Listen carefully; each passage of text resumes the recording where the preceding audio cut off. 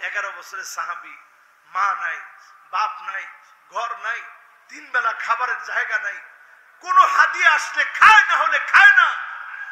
এই কষ্টের মধ্যে দিন যাচ্ছে। বলতে পারতো, ইয়া রাসূলুল্লাহ, একটু আপনি আল্লাহর কাছে বলে দেন, আল্লাহ যেন আমার একটা ঘরের ব্যবস্থা করে, খাবারের ব্যবস্থা করে, আল্লাহ যেন 3 বেলা পেটটা ভরে খেতে পারি ব্যবস্থা করে দেয়। 11 বছরের সাহাবী এটা বললেন না। তিনি বললেন, মুরাফাকাতুকা ফিল জান্নাত, ওগো নবীজি, অন্য কিছু চাই না। আল্লাহর কাছে বলেন, আল্লাহ আমার রবিয়াকে আমার পাশে জান্নাতে জায়গা করে দিও। আল্লাহর হাবিবের সাথ করেন, মান রাআনি ফিল মানাম, আমার যে উম্মত স্বপ্ন যুগে আমাকে দেখলো, ফাকাদ রাআনি ফিল ইয়াকাযা, কেমন যেন জাগ্রত অবস্থায় বাস্তবে আমাকে দেখলো। ফাইন্না শাইতান লা ইয়াতামাসসালু বি, ওয়া ফি রিওয়ায়াতিন উখরা ফাইন্না শাইতান লা ইয়াতাশাব্বাহু বি, শয়তান আমার আকৃতি ধরতে পারে না, শয়তান আমার আকৃতি ধারণ করতে পারে না। আল্লাহ নবীকে যেই লোকটা দেখলো, কেমন যেন বাস্তবিকই দেখলো। আল্লাহর নবী দুনিয়া থেকে চলে গেলেন, অনেক পরে আমরা এসেছি, জীবনে কোনোদিন নবীকে দেখি নাই। আল্লাহর নবী আমাকে আপনাকে দেখার জন্য নবী বলতেন, ওয়াদিতু লাউ রাইনা ইখওয়ানানা, আমাদের মন বড় চায় একটা নজর যদি আল্লাহকে, একটা নজর যদি আল্লাহর গোলাম নবীর উম্মতদেরকে যদি দেখতে পেতাম। আল্লাহর নবী আমাকে আপনাকে দেখার জন্য আকুতি মিনতি করে। আল্লাহর নবী বলেন, একটা নজর যদি আমার ভাইগুলোকে দেখতে পেতাম। সাহাবায়ে কেরাম বললেন, ওগো নবীজি, আলাসনা ইখওয়ানুক, আমরা কি আপনার ভাই নই? আমরা কি আপনার ভাই না? আল্লাহর নবী বললেন, না, তোমরা আমার ভাই না, বাল আনতুম আসহাবী, তোমরা তো আমার সাহাবী। আমার ভাই হবে তারা যারা অনেক পরে আসবে। জীবনে কোনদিন আমি নবীকে দেখে নাই, না দেখে আমার উপরে ঈমান আনবে। মান আমানা বি ওয়া লাম ইয়ারানি, না দেখে যারা ঈমান আনবে তারা হবে আমার ভাই। একটা নজর জীবনে কোনদিন নবীকে দেখলাম না, নবী আমাদেরকে দেখে নাই। আল্লাহ নবী ঠিক অপেক্ষা করবেন উম্মতদেরকে পাওয়ার জন্য। সেদিন নবী আমাকে আপনাকে চিনবে। গুররান মুহাজ্জালিন মিনাল ওয়াদু, ওজুর পানিগুলা জকজক করে উঠবে, চকচক করে উঠবে। নবী চিনি বলবে, আল্লাহ এটাই তো আমার সে উম্মত, শাফাত করবে, যিনি ধন্য বানায়া জান্নাতি বানায়া দিবেন, তিনি কে? ও আমার প্রাণপ্রিয় ভাইয়েরা, যারা আজকের মসজিদের মাহফিলে বসছেন, আমি যদি খুব সাদা সিধা প্রশ্ন করি, ফজর কে কে পড়ছেন, জোহর কে কে পড়ছেন? মানে জুমা ছিল আজকে, জুমা বারে জুমা পড়লেন, আসর পড়লেন, মাগরিব পড়লেন, এশা পড়লেন, মাহফিলে বসছেন। যদি এই রকম মুসল্লিদেরকে হাত তুলতে বলি, সংখ্যা কম হবে না বেশি হবে? কত কম? 100 জনের মধ্যে কয়জন? ছোট একজন বাচ্চা বলছে, 100 জনের মধ্যে 24 জন হবে। 100 জনের মধ্যে কয়জন বলেন তো দেখি? কিন্তু জুমার নামাজ পড়ছেন এইরকম মুসল্লি 100 জনের মধ্যে কয়জন? 100তে কত? হায়রে মুসলমান, আমরা এখনো ইসলাম কি জিনিস বুঝি নাই। জুমার নামাজের সময় এই মসজিদের মসজিদ ভরপুর হয়ে, বারান্দা ভরপুর হয়ে, রাস্তাঘাট সব ব্লক হয়ে যায়। আসরের সময় মুসল্লিগুলো কোথায়? আল্লাহর নবীর সত্যিকারের উম্মত হতে পারেন নাই। এক ওয়াক্ত নামাজ যদি সাহাবায়ে কেরামের জামাত ছুটে যেত, 1 মাস পর্যন্ত কাঁদতেন আর বলতেন, আল্লাহ কোন আমলের কারণে জানি নামাজটা জামাত তরক হয়ে গেছে। 1 ওয়াক্ত নামাজ জামাতে তরক হয়ে গেলে মাস পর্যন্ত কাঁদতেন।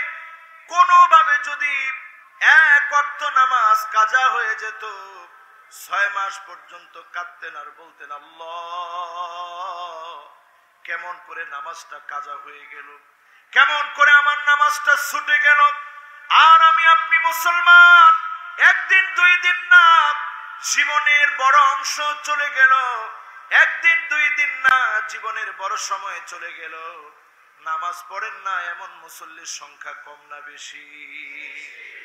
শুধু আপনি জুমার নামাজ পড়েন, ফজর, জোহর, আসর, মাগরিব, এশা কোন নামাজে আপনার স্থান নেই, আপনি মসজিদে আসেন না।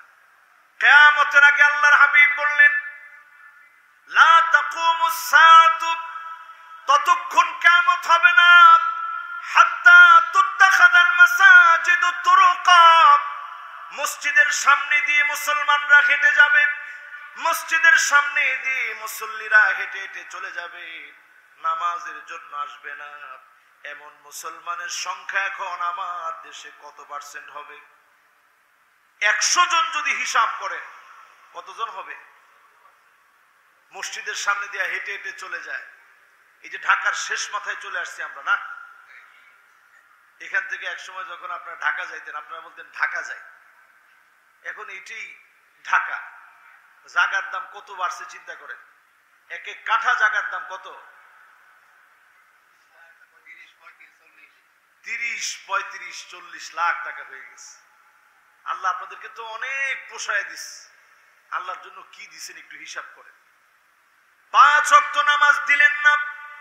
আজকে আমার দেশে একদিকে আমার দেশে ঘূর্ণিঝড়ের সঙ্গে একদিকে আমার দেশে ছোট্ট একটা ভূমিকম্প হয়ে গেল। এই ঘূর্ণিঝড়ের সঙ্গে যদি একটুখানি ভূমিকম্পকে শক্তিশালী করে দিতেন, হতে পারত ঢাকা সিটি আজ দুমড়ে মুচড়ে যেত, মাহফিলে আসা যেত না। এত বড় নিয়ামত দিয়ে আরেকটা বার যিনি সুযোগ দিলেন তিনি কে? কি আদায় করছেন এই সুযোগের বলেন? এই যে আজকে ঠিক আসরের নামাজের সময়, আসরের রক্ত তখনও আছে, সেই সময় ভূমিকম্প হয়ে গেল, কেঁপে উঠলো সারা ঢাকা সিটি। খুব হালকা অল্প সময়ে, কারণ আল্লাহ বুঝেন একদিকে ঝড় চলছে, এই সময়ে যদি ভূমিকম্প প্রকট হয় এই ঢাকা সিটি থাকবে না, শেষ হয়ে যাবে। টেকটনিক প্লেট কেঁপে কেঁপে উঠেছে, গুনাহের এই রাজ্য ঢাকা শহর শেষ হয়ে যাবে। আল্লাহ আরেকটা বার সুযোগ দিলেন, গোলাম আয় তওবা করার জন্য ফিরে আয়। কয়জন তওবা করছেন বলে? সালাতুল আসর চলে গেল। এই আসরের থেকে মাগরিবের পর্যন্ত সময়টা বড় অল্প সময়। ইন্না হায়াতাকা কদ তাযুলু কামিসলিশ শামস, সূর্যটা যেমন ডলতে ডলতে ডলতে ডলতে ডুবে যায়, আমার আপনার জীবন সূর্যটা ডুবে যাবে, হঠাৎ একদিন ফুরায় যাবে, শেষ হয়ে যাবে। নিঃশেষ হওয়ার আগে আজকে আসরের সময় আল্লাহ বুঝায় দিলেন, আসর থেকে সুদরে যা, মাগরিব থেকে আর নামাজ কাজা করবি না। আজকে থেকে নিয়ত নিয়ে যদি ভালো হয়ে যান, এই দেশটার উপরে, নাগরিকদের উপরে যিনি খুশি হয়ে যাবেন তিনি কে? এই হুঁশকে আমাদের আছে বলেন? আমরা যখনই কোনো বড় ধরনের বিপদ আসে, জলোচ্ছ্বাস আসে, ঘূর্ণিঝড় আসে, ভূমিকম্প হয়, আমরা শব্দ চয়নে বলি আমরা মোকাবেলা করে ফেলেছি। কি করছেন? কথা কয় না, কি করছেন? এই মোকাবেলা বলাটা কি জানেন? আল্লাহর শক্তির সামনে ফেরাউন মোকাবেলা করতে পারছে? নমরুদ একটা ল্যাংড়া মশার সামনে মোকাবেলা করতে পারছে? আর আপনি জলোচ্ছ্বাসকে মোকাবেলা করবেন, সমুদ্রের ঢেউর সঙ্গে আপনি মোকাবেলা করবেন। ইন্নাল মাউজা জাইশুম মিন জুয়ুশিল্লাহ, এগুলো আল্লাহর সেনাবাহিনী, এগুলোর সঙ্গে মোকাবেলা করা যায় না, ঠিক কিনা বলেন? মাথা নত করে দিয়ে বলবেন, মাথা অবনমিত করে বলবেন, আয় আল্লাহ আমরা আপনার গোলাম, ভুল করে ফেলেছি, অন্যায় করে ফেলেছি, মাফ করে দেন, ক্ষমা করে দেন। মাফ চাওয়ার কারণে যিনি আমাদেরকে মাফ করে কবুল করবেন তিনি কে? মানুষ চার কারণে সবচেয়ে বেশি জুলুম করে। কয় কারণ? সবাই বলেন দেখি 4 কারণ কার কার মনে থাকে। 4 কারণে সবচেয়ে বেশি মানুষ জুলুম করে। কয় কারণ? 1 নাম্বার কারণ হচ্ছে মান্নি আতামাদা আলা মালিহি কল্লাব। একটুখানি সম্পদ যখন আল্লাহ দান করে দেন, মানুষগুলা জালেম হয়ে যায়, মনে করে আমার চাইতে ধনী ব্যক্তি দুনিয়ার মধ্যে আর কেউ নাই। এরকম আছে না নাই? একটু টাকা হইনি, আমার চাইতে টাকাওয়ালা কে আছে এলাকায়? আমার চাইতে টাকা পয়সা এই এলাকার কারো বেশি নেই। বাপ দাদার যুগ থেকে আমরা জমিদার পয়সাওয়ালা।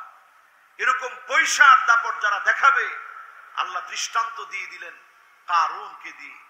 পুরা 55,000 একর জমি আমার নিজের 2টা চোখ দিয়ে আমি দেখছি। পুরা জমিটা মরুভূমির মতো হয়ে আছে, কিছুই নাই। ছোট ছোট বিল্ডিং এর টুকরা কয়েকটা খোয়া পড়ে আছে। খোয়া বুঝেন?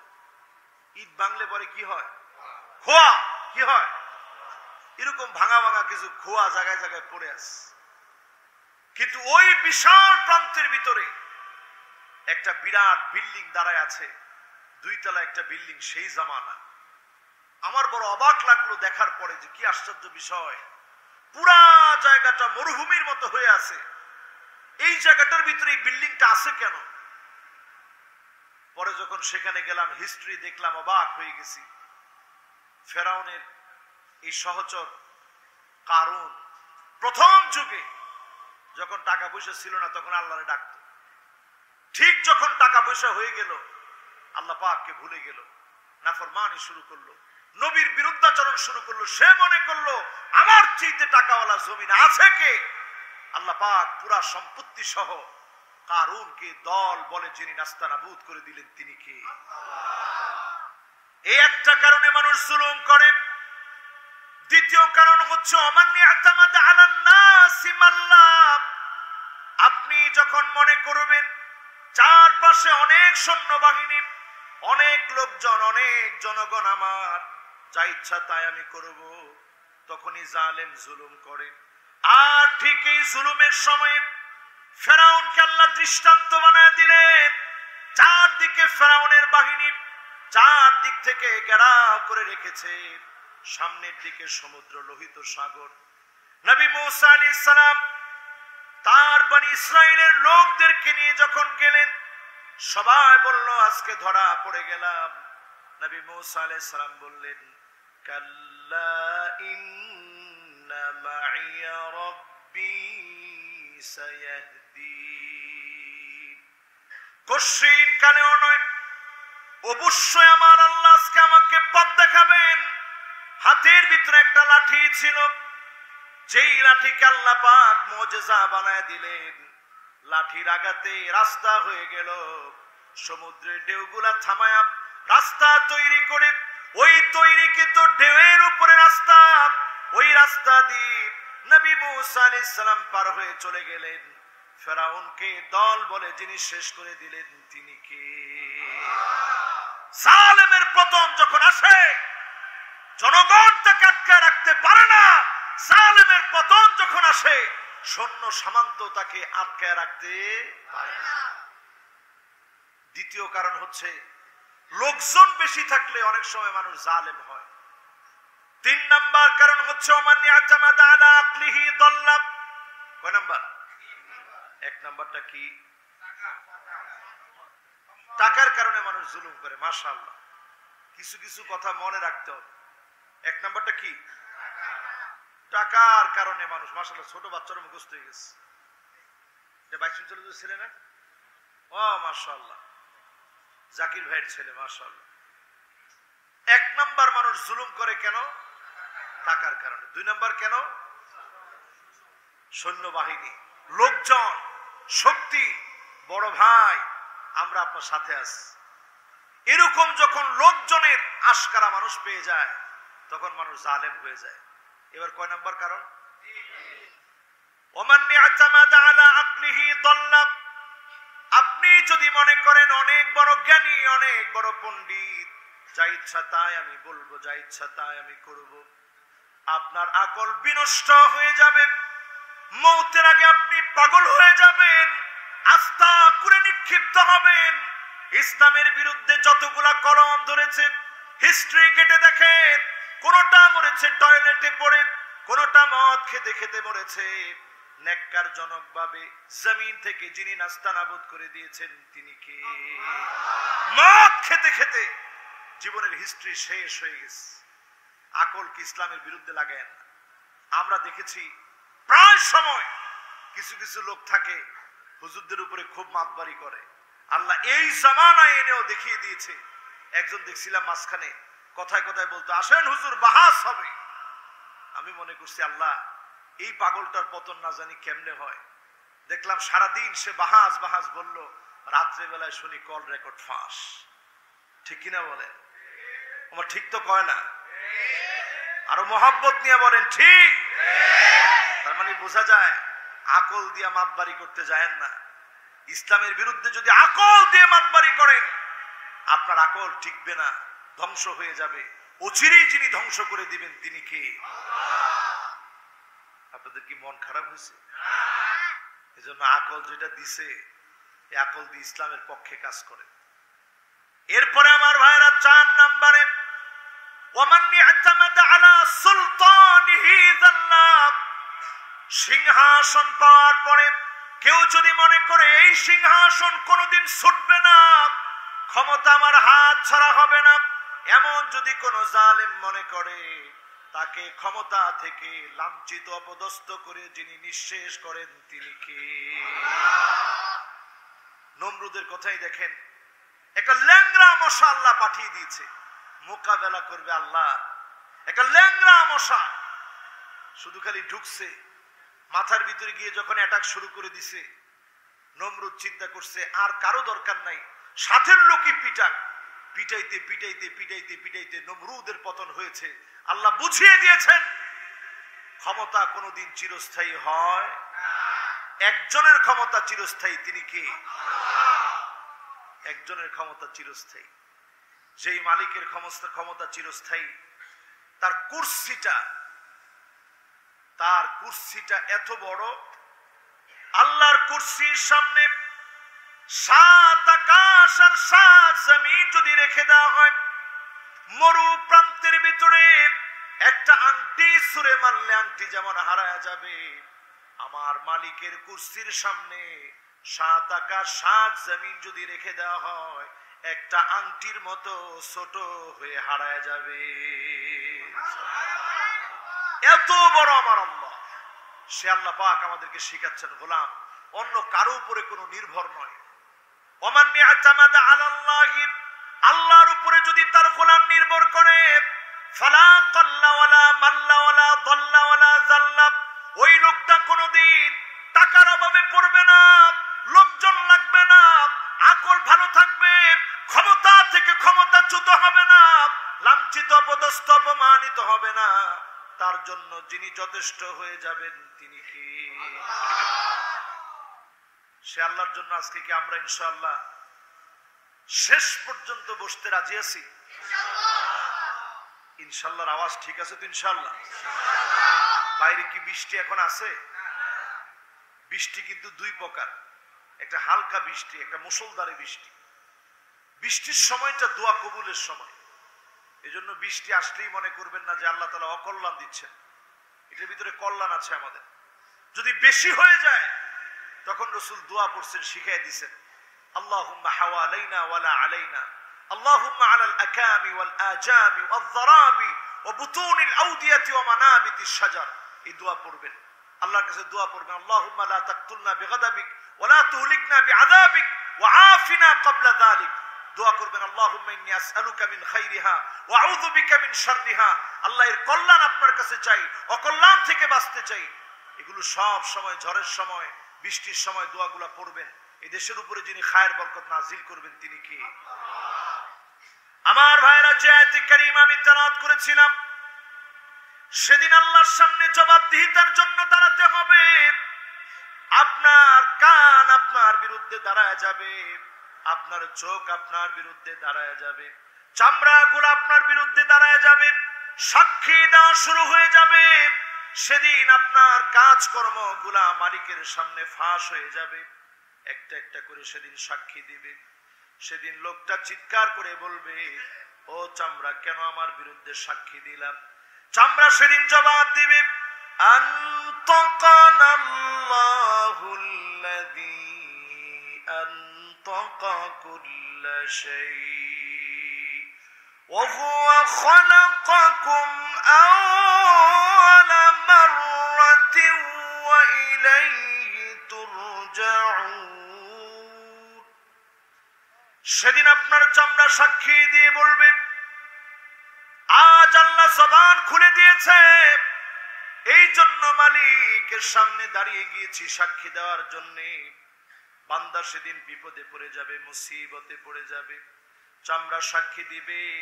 সেই হিসাবটা এত ভয়াবহ হবে। মাথার উপরে চলে আসবে সূর্য, কামিকদারি মিলিন, আধা হাত উপরে সূর্য চলে আসবে। মানুষগুলা ঘামতে থাকবে, ঘামতে থাকবে, ঘামতে থাকবে।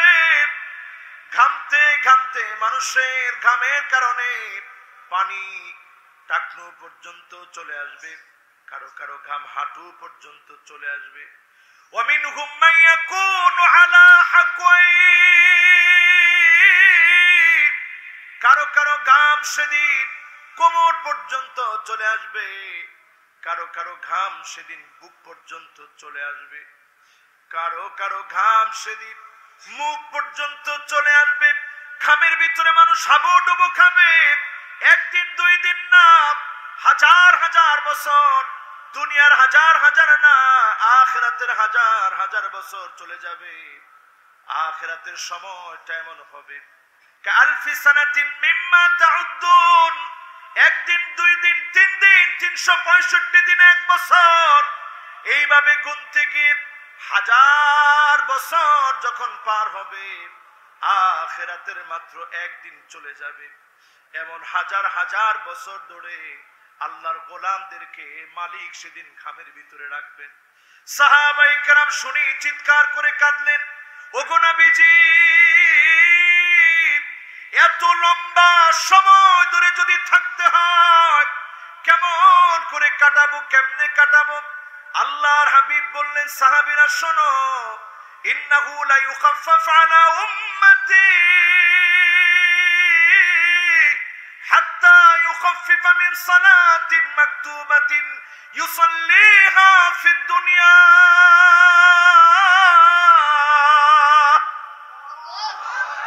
আল্লাহর হাবিব বলেন, শোনো উম্মতেরা, তোমরা যদি নামাজ পড়ে থাকো 50,000 বছর, আখিরাতের 50,000, দুনিয়ার জীবনে 2 রাকাত অথবা 4 রাকাত নামাজের মধ্যে যিনি শেষ করে দিবেন তিনি কে? তো নামাজ পড়লে তো সেদিন বাঁচবে। যার নামাজ নাই তার বাঁচার কোনো সুযোগ, কথা কয় না, সুযোগ। সবাই বলেন সুযোগ। নামাজ যার থাকবে না, লাইসা লাহু নূরুন ওয়ালা বুরহানুন ওয়ালা নাজাত, অন্ধকার কবরটা গুটগুটে অন্ধকার হয়ে যাবে। কবরের ভিতরে কোনো আলো নাই, অন্ধকার কবরটা গুটগুটে অন্ধকার হয়ে যাবে। আমরা যারা ঢাকা শহর থাকি, একা একা ঘুমাতে আমাদের ভয় লাগে। একা একা ঘুমাতে ঢাকা শহরের ছেলে পেলে ভয় পায়, তরুণেরা ভয় পায়। আর অন্ধকার কবরে একা রেখে চলে আসবে, কবরটা গুটগুটে অন্ধকার হয়ে যাবে। পক্ষে কেউ সাক্ষী দিবে না, কেউ দাঁড়াবে না। ফেরেশতা যখন পিটাবে, ফায়াদরিবুহু দারবাতান বিল হাদীদ, লোহার হাতুড়ি দিয়ে এমন ভাবে পিটানো হবে, ফায়াসিহু সাইহাতান, ব্যক্তি চিৎকার করে কাঁদবে, কুল কায়নাত চিৎকারটা শুনবে। ছাগল গরু শুনে অনেক সময় দড়ি ছিঁড়ে চলে যায়, পালা যায়। ইল্লা সাকানাইন, 2টা সৃষ্টি শুনতে পারে না। এক হলো আমার মতো হতভাগা মানুষ, আর আরেক হলো জিন। এই মানুষ আর জিন ছাড়া অন্যান্য সৃষ্টিগুলা শুনে। যতজন এখানে বসছে, এই পর্যন্ত নবী বলে থেমে যান নাই, নবীজি আরো আগ বাড়ায়া বললেন, ওয়াকানা মা'a ফিরআউনা ওয়া কারুনা ওয়া হামানা ওয়া উবাই বিন খালাফ। যেই লোকটা নামাজ পড়বে না, ফেরাউনের সঙ্গে থাকবে, হামানের সঙ্গে থাকবে, কারুনের সঙ্গে থাকবে, উবাই বিন খালাফের সঙ্গে থাকবে, দাগি দাগি জাহান্নামী বন্ধু হয়ে যাবে। আর যে লোকটা নামাজ নিয়ে আল্লাহর সামনে হাজির হবে, অন্ধকার কবরের ভিতরে হঠাৎ করে একটা বাতি জ্বলে উঠবে। হাদিসের পরিভাষায় নবী আলাইহিস সালাম বলেন, কানা লাহু নূরুন ওয়া বুরহানুন ওয়া নাজাহ।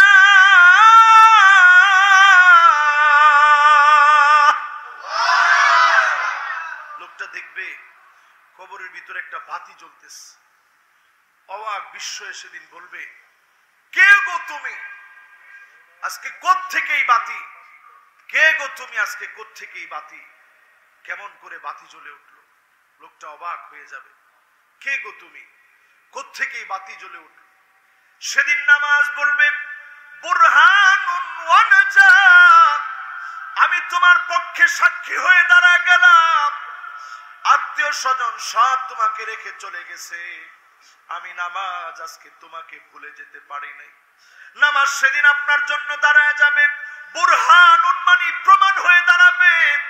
আল্লাহকে বলবে, আল্লাহ, বৃষ্টির মধ্যে আপনার গোলাম নামাজ পড়ার জন্য এসেছিল, আল্লাহ আপনি মাফ করে দেন। নামাজের সেই দোয়ার কারণে, সাক্ষীর কারণে যিনি মাফ করে দিবেন তিনি কে? এই কথাটা শোনানোর পরেও নামাজ ছেড়ে দিবেন এমন কে আছেন? হাতটা উঠান তো দেখি। একজনও ভুল করে উঠাননি। আমি মনে করছি দুই একজন তো উঠানোর কথা, একজনও আপনারা ভুল করে উঠাননি। দুই একজন শ্রোতা এরকম থাকি, সবকিছুতে হাত উঠাইতে হবে, কিন্তু এখানে আমি লক্ষ্য করছি একজনও ভুল করেও হাত উঠাননি। সবার মনোযোগ আছে 100-100। তাহলে একটু বলেন তো ভাই, নামাজটা পড়বেন আজকে থেকে? মন থেকে বলেন তো, নামাজটা পড়বেন ইনশাআল্লাহ? নামাজ কত আপন চিন্তা করেন। ফিলিস্তিনের দিকে তাকায় দেখেন, এখনো কত মুসলমান আছে, সামনে থেকে ভাই চলে গেছে, মা চলে গেছে, বাপ চলে গেছে, নামাজের সময় এসেছে, সেজদায় পড়ে মালিকের কাছে কাঁদতেছে। দুনিয়ার এমন কত জায়গায় কত মুসলমান আছে, সকাল কোন সময় হয় দেখতে পারে না জালেমদের কারণে, সন্ধ্যা কোন সময় হয় দেখতে পারে না জালেমদের কারণে, সারাটা সময় সেজদার ভিতরে কাটায় দেয়, আল্লাহর ইবাদতে কাটায় দেয়। আর আমার দেশে এত এত ভালো যেই মালিক রেখেছে, একটুখানি নামাজ পড়েন, যিনি খুশি হয়ে জান্নাতের জন্য কবুল করবেন তিনি কে? রাজি আছেন? নামাজ পড়বেন? এবার আসেন, এই মাহফিলটা মাদ্রাসার মাহফিল।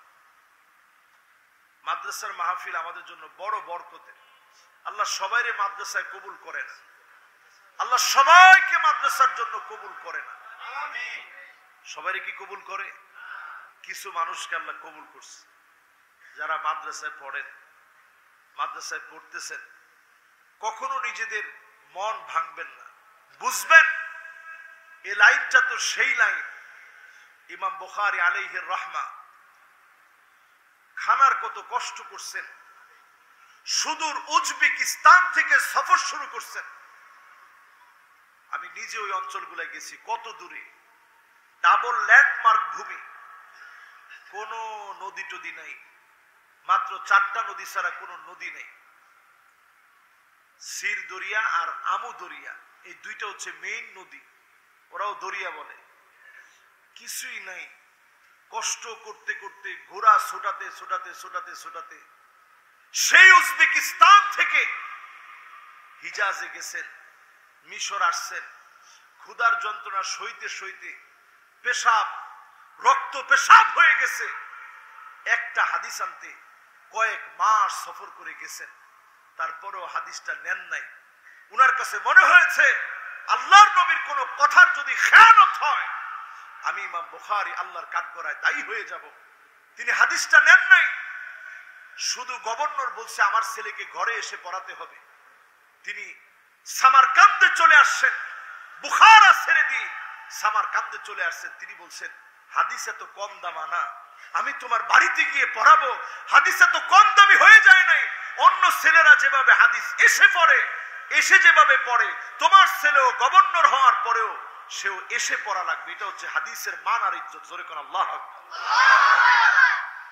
ইনি ইমাম বুখারী। আমরা তো তাদের উত্তরসূরি, আমরা তেমন কিছু নিতে পারি না।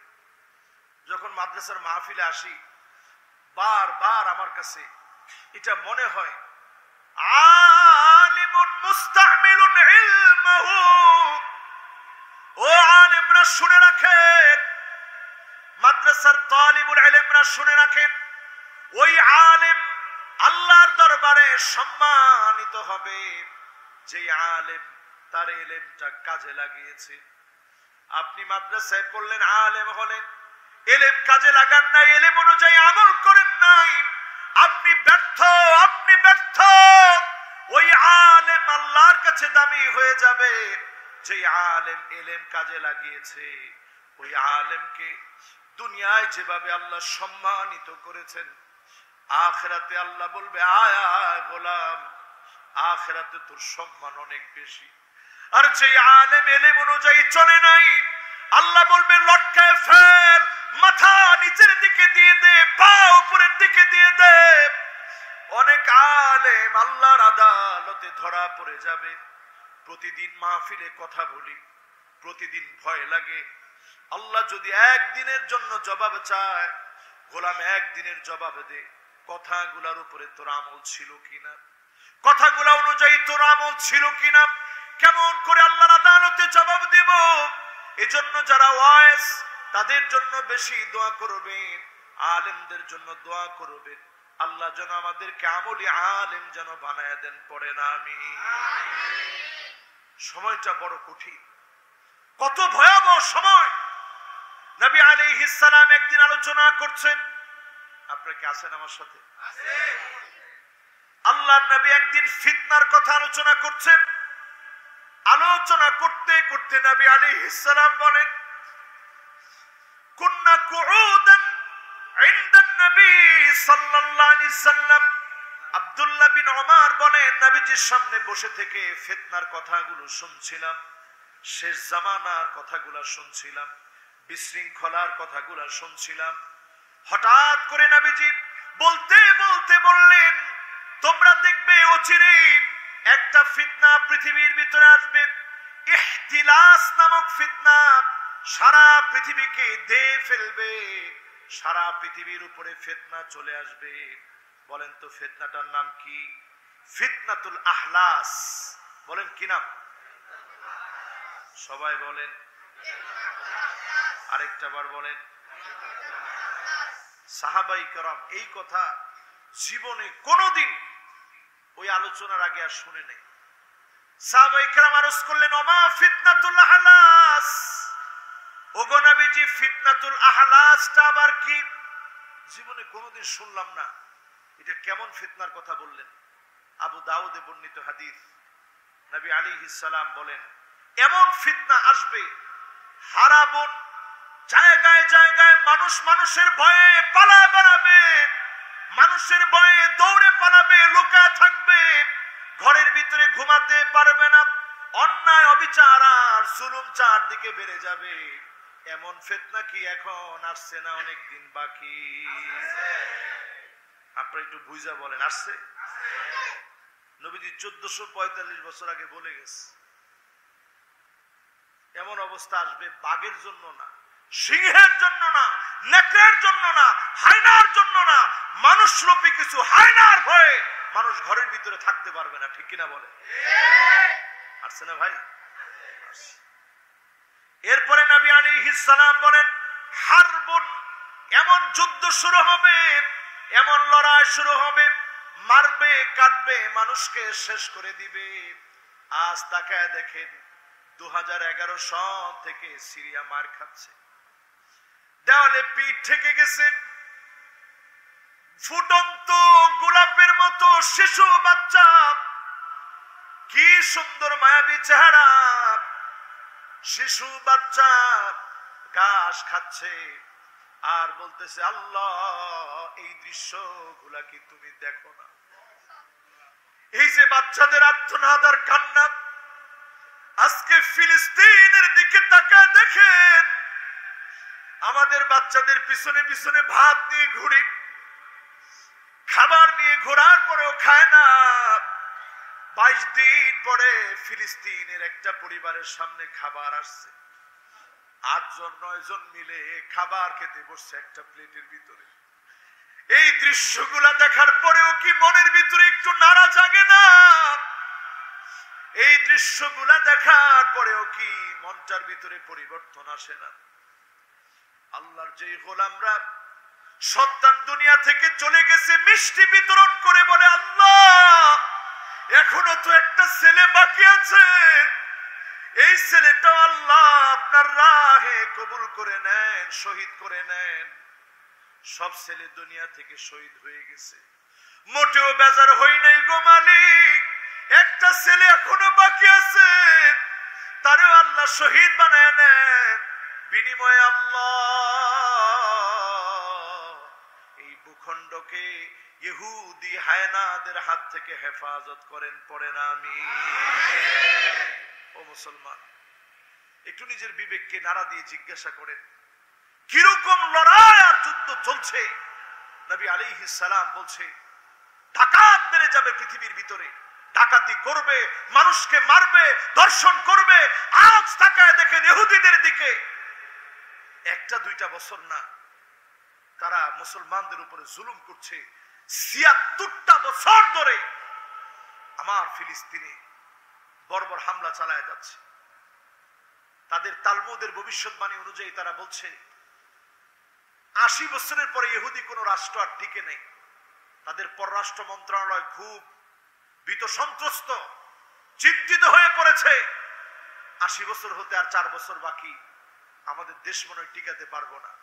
এজন্য শেষ আত্মরক্ষার জন্য বর্বর হামলা চালিয়ে শিশু বাচ্চাদেরকে তারা ধ্বংস করছে, শহীদ করে দিচ্ছে, আমার মা বোনদেরকে শহীদ করে দিচ্ছে। বিগত এই 1 মাস ধরে চিন্তা করে দেখেন, কত কত শিশু বাচ্চা দুনিয়া থেকে বিদায় নিয়েছে। আমার আপনার তার সঙ্গে সম্পর্ক কি? কাজাসাদিন ওয়াহিদ, একটা দেহের মতো, একটা প্রাণের মতো, বুনিয়ানুম মারসুস, সীসা ডালা প্রাচীরের মতো। আজ আমার ভাই যখন আঘাতপ্রাপ্ত হয়, আপনার হৃদয়ের ভিতরে কোনো আসর লাগে না। আপনি ফ্রি ফায়ার আর পাবজি নিয়ে আছেন, আপনি নাটক নিয়ে আছেন, ড্রামা নিয়ে আছেন, আপনি ফেসবুকে খারাপ খারাপ ভিডিও দেখেন, খারাপ ভিডিওগুলা বারবার চোখের সামনে আনেন, নামাজের খবর নাই। আল্লাহ পাক যদি আপনাকে ধরে, 1 কদম সামনে আপনি যেতে পারবেন না, ঠিক কিনা বলে? বুখারীর বর্ণনায় নবীজি সাল্লাল্লাহু আলাইহি সাল্লাম বলেন, মান্নু কিসা হালাক, যাকে আল্লাহ বলবেন পর জবাব দে, তোর অনুভূতি কেমন করে মরে গিয়েছিল, আপনি জবাব দিতে পারবেন না। আল্লাহ নবী বলেন, যাকে আল্লাহ বলবে জবাব দে, ওই লোকটার ধ্বংস হওয়া ছাড়া কোনো উপায় থাকবে না। আল্লাহর কাছে বলি, আল্লাহ যেদিন মানুষ হিসাব দিতে গিয়ে ধ্বংস হয়ে যাবে, আমাদের মতো নালায়েক, আমাদের মতো গুনাহগারদেরকে মাফ করে দিন, পড়ে না আমিন। আমার ভাইরা, বলছিলাম ফিতনাতুল আহলাস, সবাই বলেন তো কি? আবার বলেন, সবাই মিলে বলেন, ফিতনাতুল আহলাস। একজন উঠে গেছে, তার মানে ওয়াজ আর বেশিক্ষণ চালান যাবে না, কি না? মাশাআল্লাহ, আসবেন তো ইনশাআল্লাহ? 11টা পর্যন্ত চললে হবে না ইনশাআল্লাহ?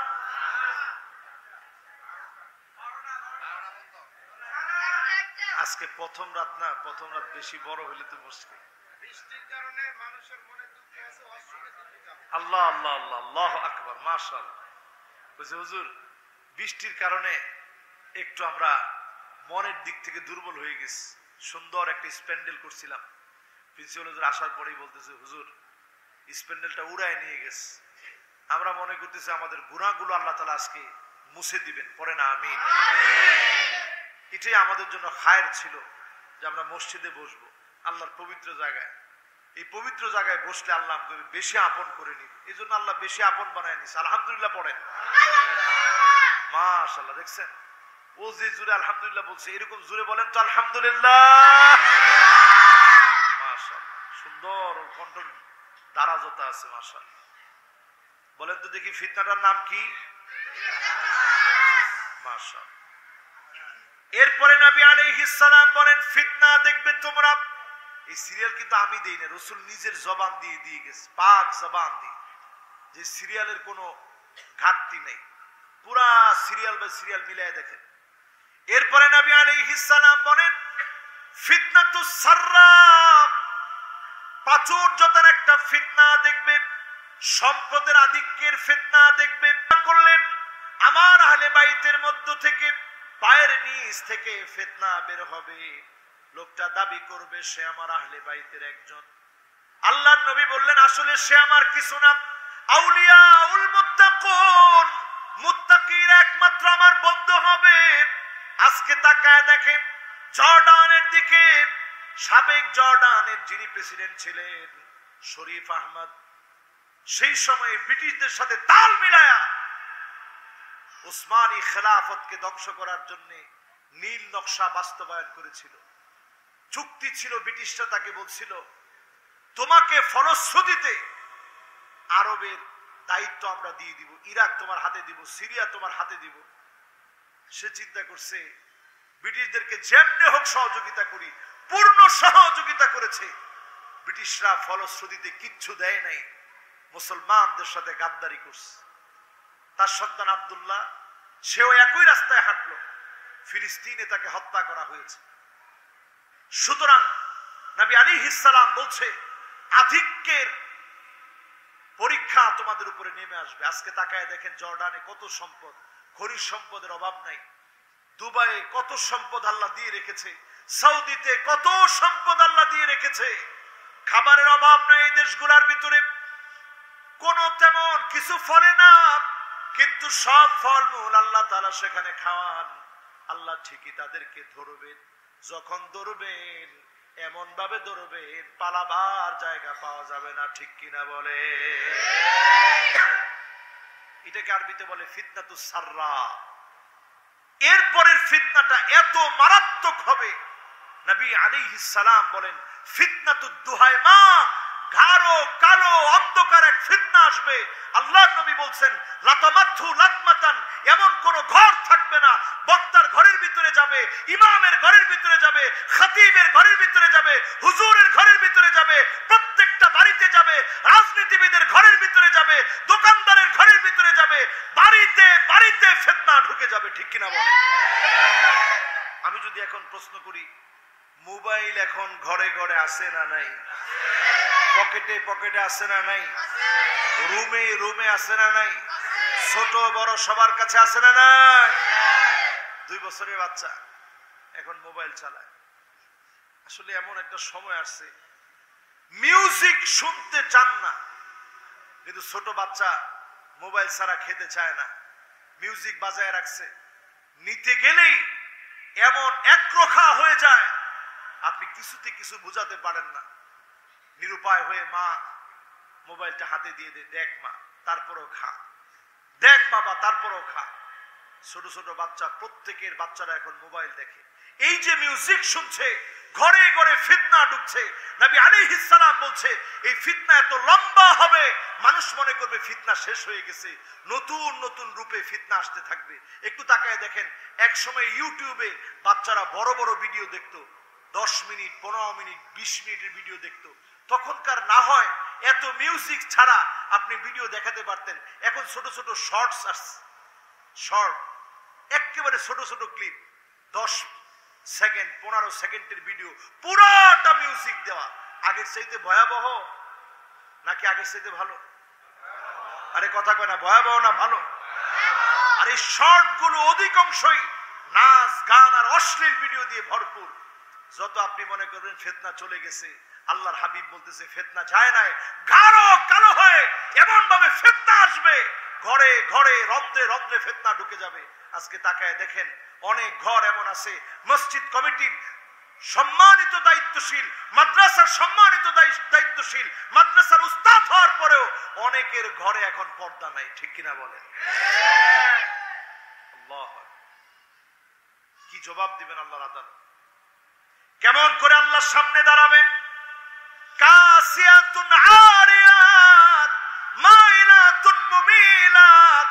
অধিকাংশ মেয়েরা দেখবেন এমন পোশাক পরবে, দেখলে মনে হবে কোন পোশাকই পরে নাই, উলঙ্গ হয়ে হাঁটবে, প্রায় উলঙ্গ ড্রেস পরবে, এমন ড্রেস গুলো পরবে দেখলে পোশাকের মতো মনে হবে না।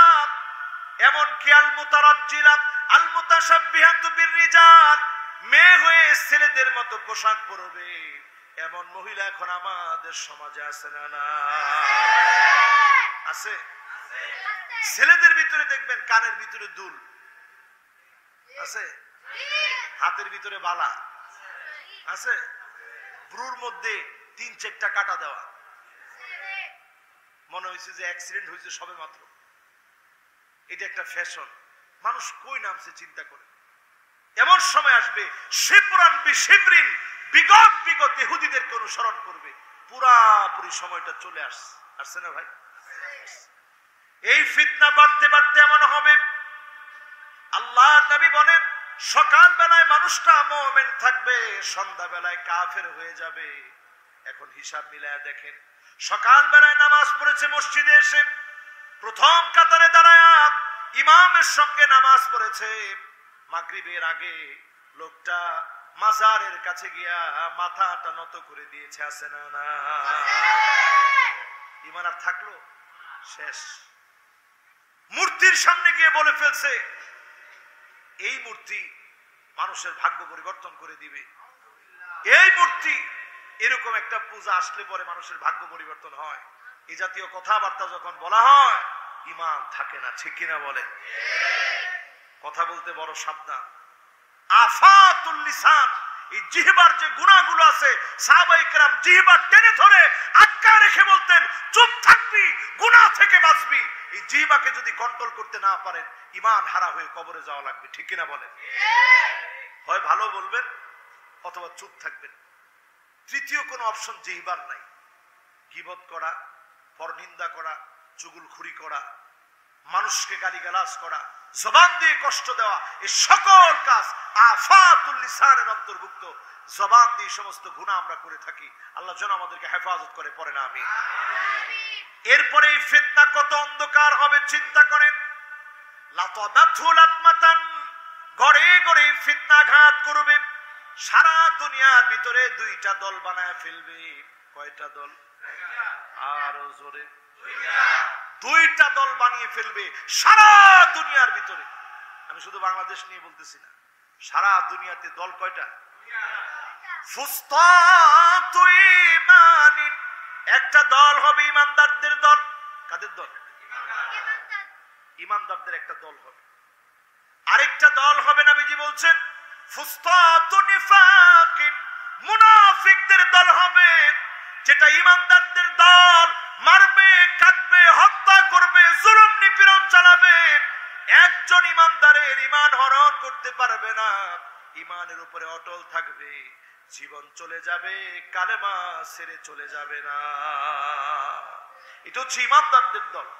আরেকটা দল হবে মুনাফিকদের দল, ওইখানে কোনো ইমানদার থাকবে না। আজকে আপনি নিজেকে প্রশ্ন করে দেখেন, আপনি কোন দলে আছেন? ইমানদারদের দলে না মুনাফিকির সাথে? না মুনাফিকিতে আপনি লিপ্ত আছেন, ব্যস্ত আছেন? একটু হিসাব মিলায়া দেখেন। এইখানে যারা বসছেন, নামাজ পড়ছেন, অন্য কিছু আমি নাই বললাম, নামাজের সময় কিছু মুসল্লি দেখবেন এরকম আছে, সে চিন্তা করে মনে মনে, আহারে এত সুন্দর করে রুকু সেজদা দেই, মানুষ কি দেখে না? আছে? ইউরাউনান নাস, আস্তে আস্তে রুকু দেয়, সুন্দর করে উঠে, সেজদাটাও দেয় সুন্দর করে। নামাজের পরে ইমাম সাহেব বলে, ইমাম সাহেব নামাজ কিন্তু ধরছি।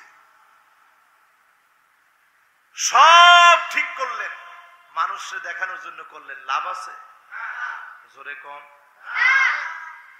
এরপরে নামাজ যখন পড়তেছে কেউ নাই আশেপাশে, কানাকরি দিকা, মুরগি যেভাবে আদার খাওয়ার জন্য ঠুকুর দেয়, রসুল বলছে এইভাবে ঠুকরায় ঠুকরায় সেজদা দেয়। এরকম মুসল্লি আছে না নাই? এগুলো সব মুনাফিকি চরিত্রের মানুষ, ঠিক কিনা বলেন? এরপরে দেখবেন এমন কিছু মুসল্লি আছে, কেমন মুসল্লি? নবী আলাইহিস সালাম বলেন ওই মুসল্লিরা এমন হবে, যেই মুসল্লিগুলো নামাজের সময় একেবারে শেষ সময় গিয়ে আর রক্ত নাই, শেষ সময় ঠেকায় দিয়া নামাজ পড়ে, এরকম মুসল্লি আছে না নাই? সাহাবায়ে কেরাম বলে তিলকা সালাতুল মুনাফিক, তিলকা সালাতুল মুনাফিক। তিনবার বললেন আব্দুল্লাহ বিন মাসউদ, তিলকা সালাতুল মুনাফিক। আমাদের যুগে মুনাফিক ছাড়া কাউকে দেখি নাই শেষ ওয়াক্তে গিয়ে নামাজ পড়তে। এখন আমাদের সমাজে দেখবেন ভালো ভালো অনেক ব্যক্তি আছে শেষ ওয়াক্তে গিয়া নামাজ পড়ে, ঠিক কিনা বলে? ছাড়বেন আজকে থেকে? ওমা ছাড়বেন না? এই অভ্যাস ছাড়বেন ইনশাআল্লাহ? কোন ছাড়বেন? যদি না ছাড়েন কি হবে শুনেন। নবী আলাইহিস সালাম বলেন ফান্তাযিরুদ দাজ্জাল, অপেক্ষা করতে থাকো, দাজ্জাল আসবে। বিয়াউমিন, ওই দিনই হয়তো দাজ্জালকে তোমরা পেয়ে যাবে। আও গাদিন, অথবা পরের দিন দাজ্জালকে তোমরা পেয়ে যাবে। কিন্তু হাদিস বলছে দাজ্জাল তো আসবে ইমাম মাহদী আলাইহিস সালামের 6 বছর পরে। তার মানে হলো সময়টা যখন এমন হয়ে যাবে, মুনাফিকরা মুনাফিকি বাড়ায় দিবে, মুনাফিকদের সঙ্গে মুনাফিকরা মিলে যাবে, ইমানদাররা ইমানদারদের সঙ্গে মিলবে। এইভাবে চলতে চলতে পৃথিবীর ভিতরে আল্লাহ পাক ইমাম মাহদী আলাইহিস সালামকে আত্মপ্রকাশ ঘটায় দিবেন। আর এর 6 বছর পরে দাজ্জালের আত্মপ্রকাশ ঘটবে। দাজ্জালের আত্মপ্রকাশ ঘটার পরে ইমাম মাহদী আলাইহিস সালাম দামেস্কের সাদা গম্বুজওয়ালা মসজিদে যাবে। আর সেই জায়গাতে ঈসা আলাইহিস সালাম 2 টুকরা কাপড় পরে দুজন ফেরেশতার ডানার মধ্যে ভর করে তিনি সেখানে নামতে থাকবেন। ওনার দাঁড়িয়ে থেকে বেয়ে বেয়ে ওজোর পানিগুলা টপ করে পড়বে। আসরের নামাজ পড়বেন, সালাম ফিরানো হবে। সালাম ফিরানোর পর তাকায় দেখবেন দাজ্জাল তার বাহিনী নিয়ে মুনাফিকদের নিয়ে দাঁড়ায় আছে।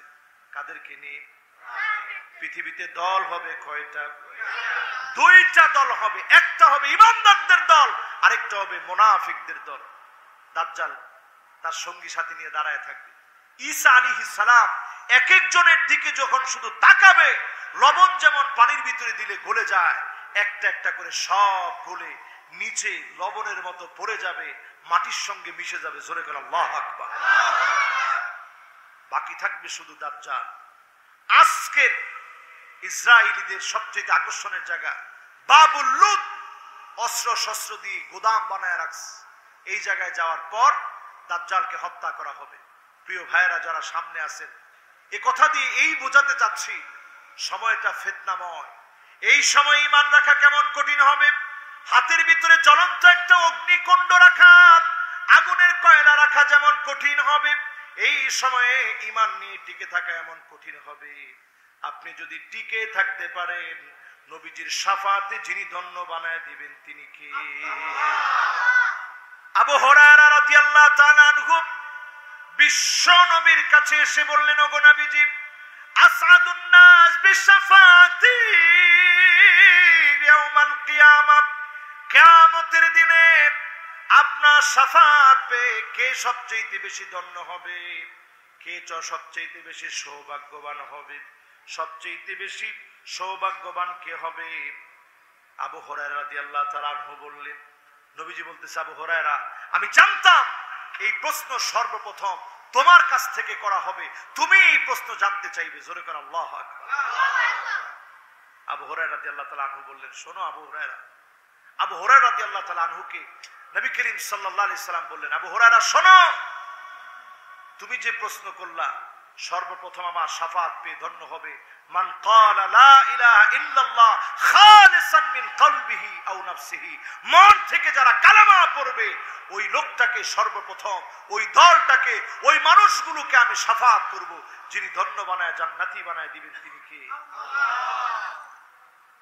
প্রিয় হাজিরিন, যারা আমরা বসছি এখানে একেবারে মনটা নরম করে, মোবাইল ফোনগুলো সাইলেন্ট করে পুরা মনটা আমার দিকে দিয়ে দিই।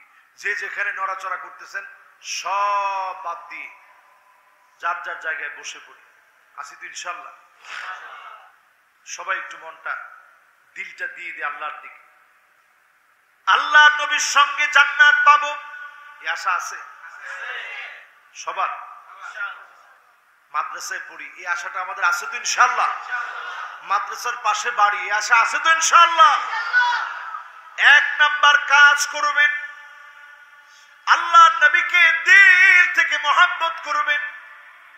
এই দিল থেকে যদি মহব্বত করতে পারেন, বিশ্বাস করেন হাদিস সাক্ষী, নবীজির সঙ্গে সঙ্গী বানায়া যিনি জান্নাতি বানায় দিবেন তিনি কে?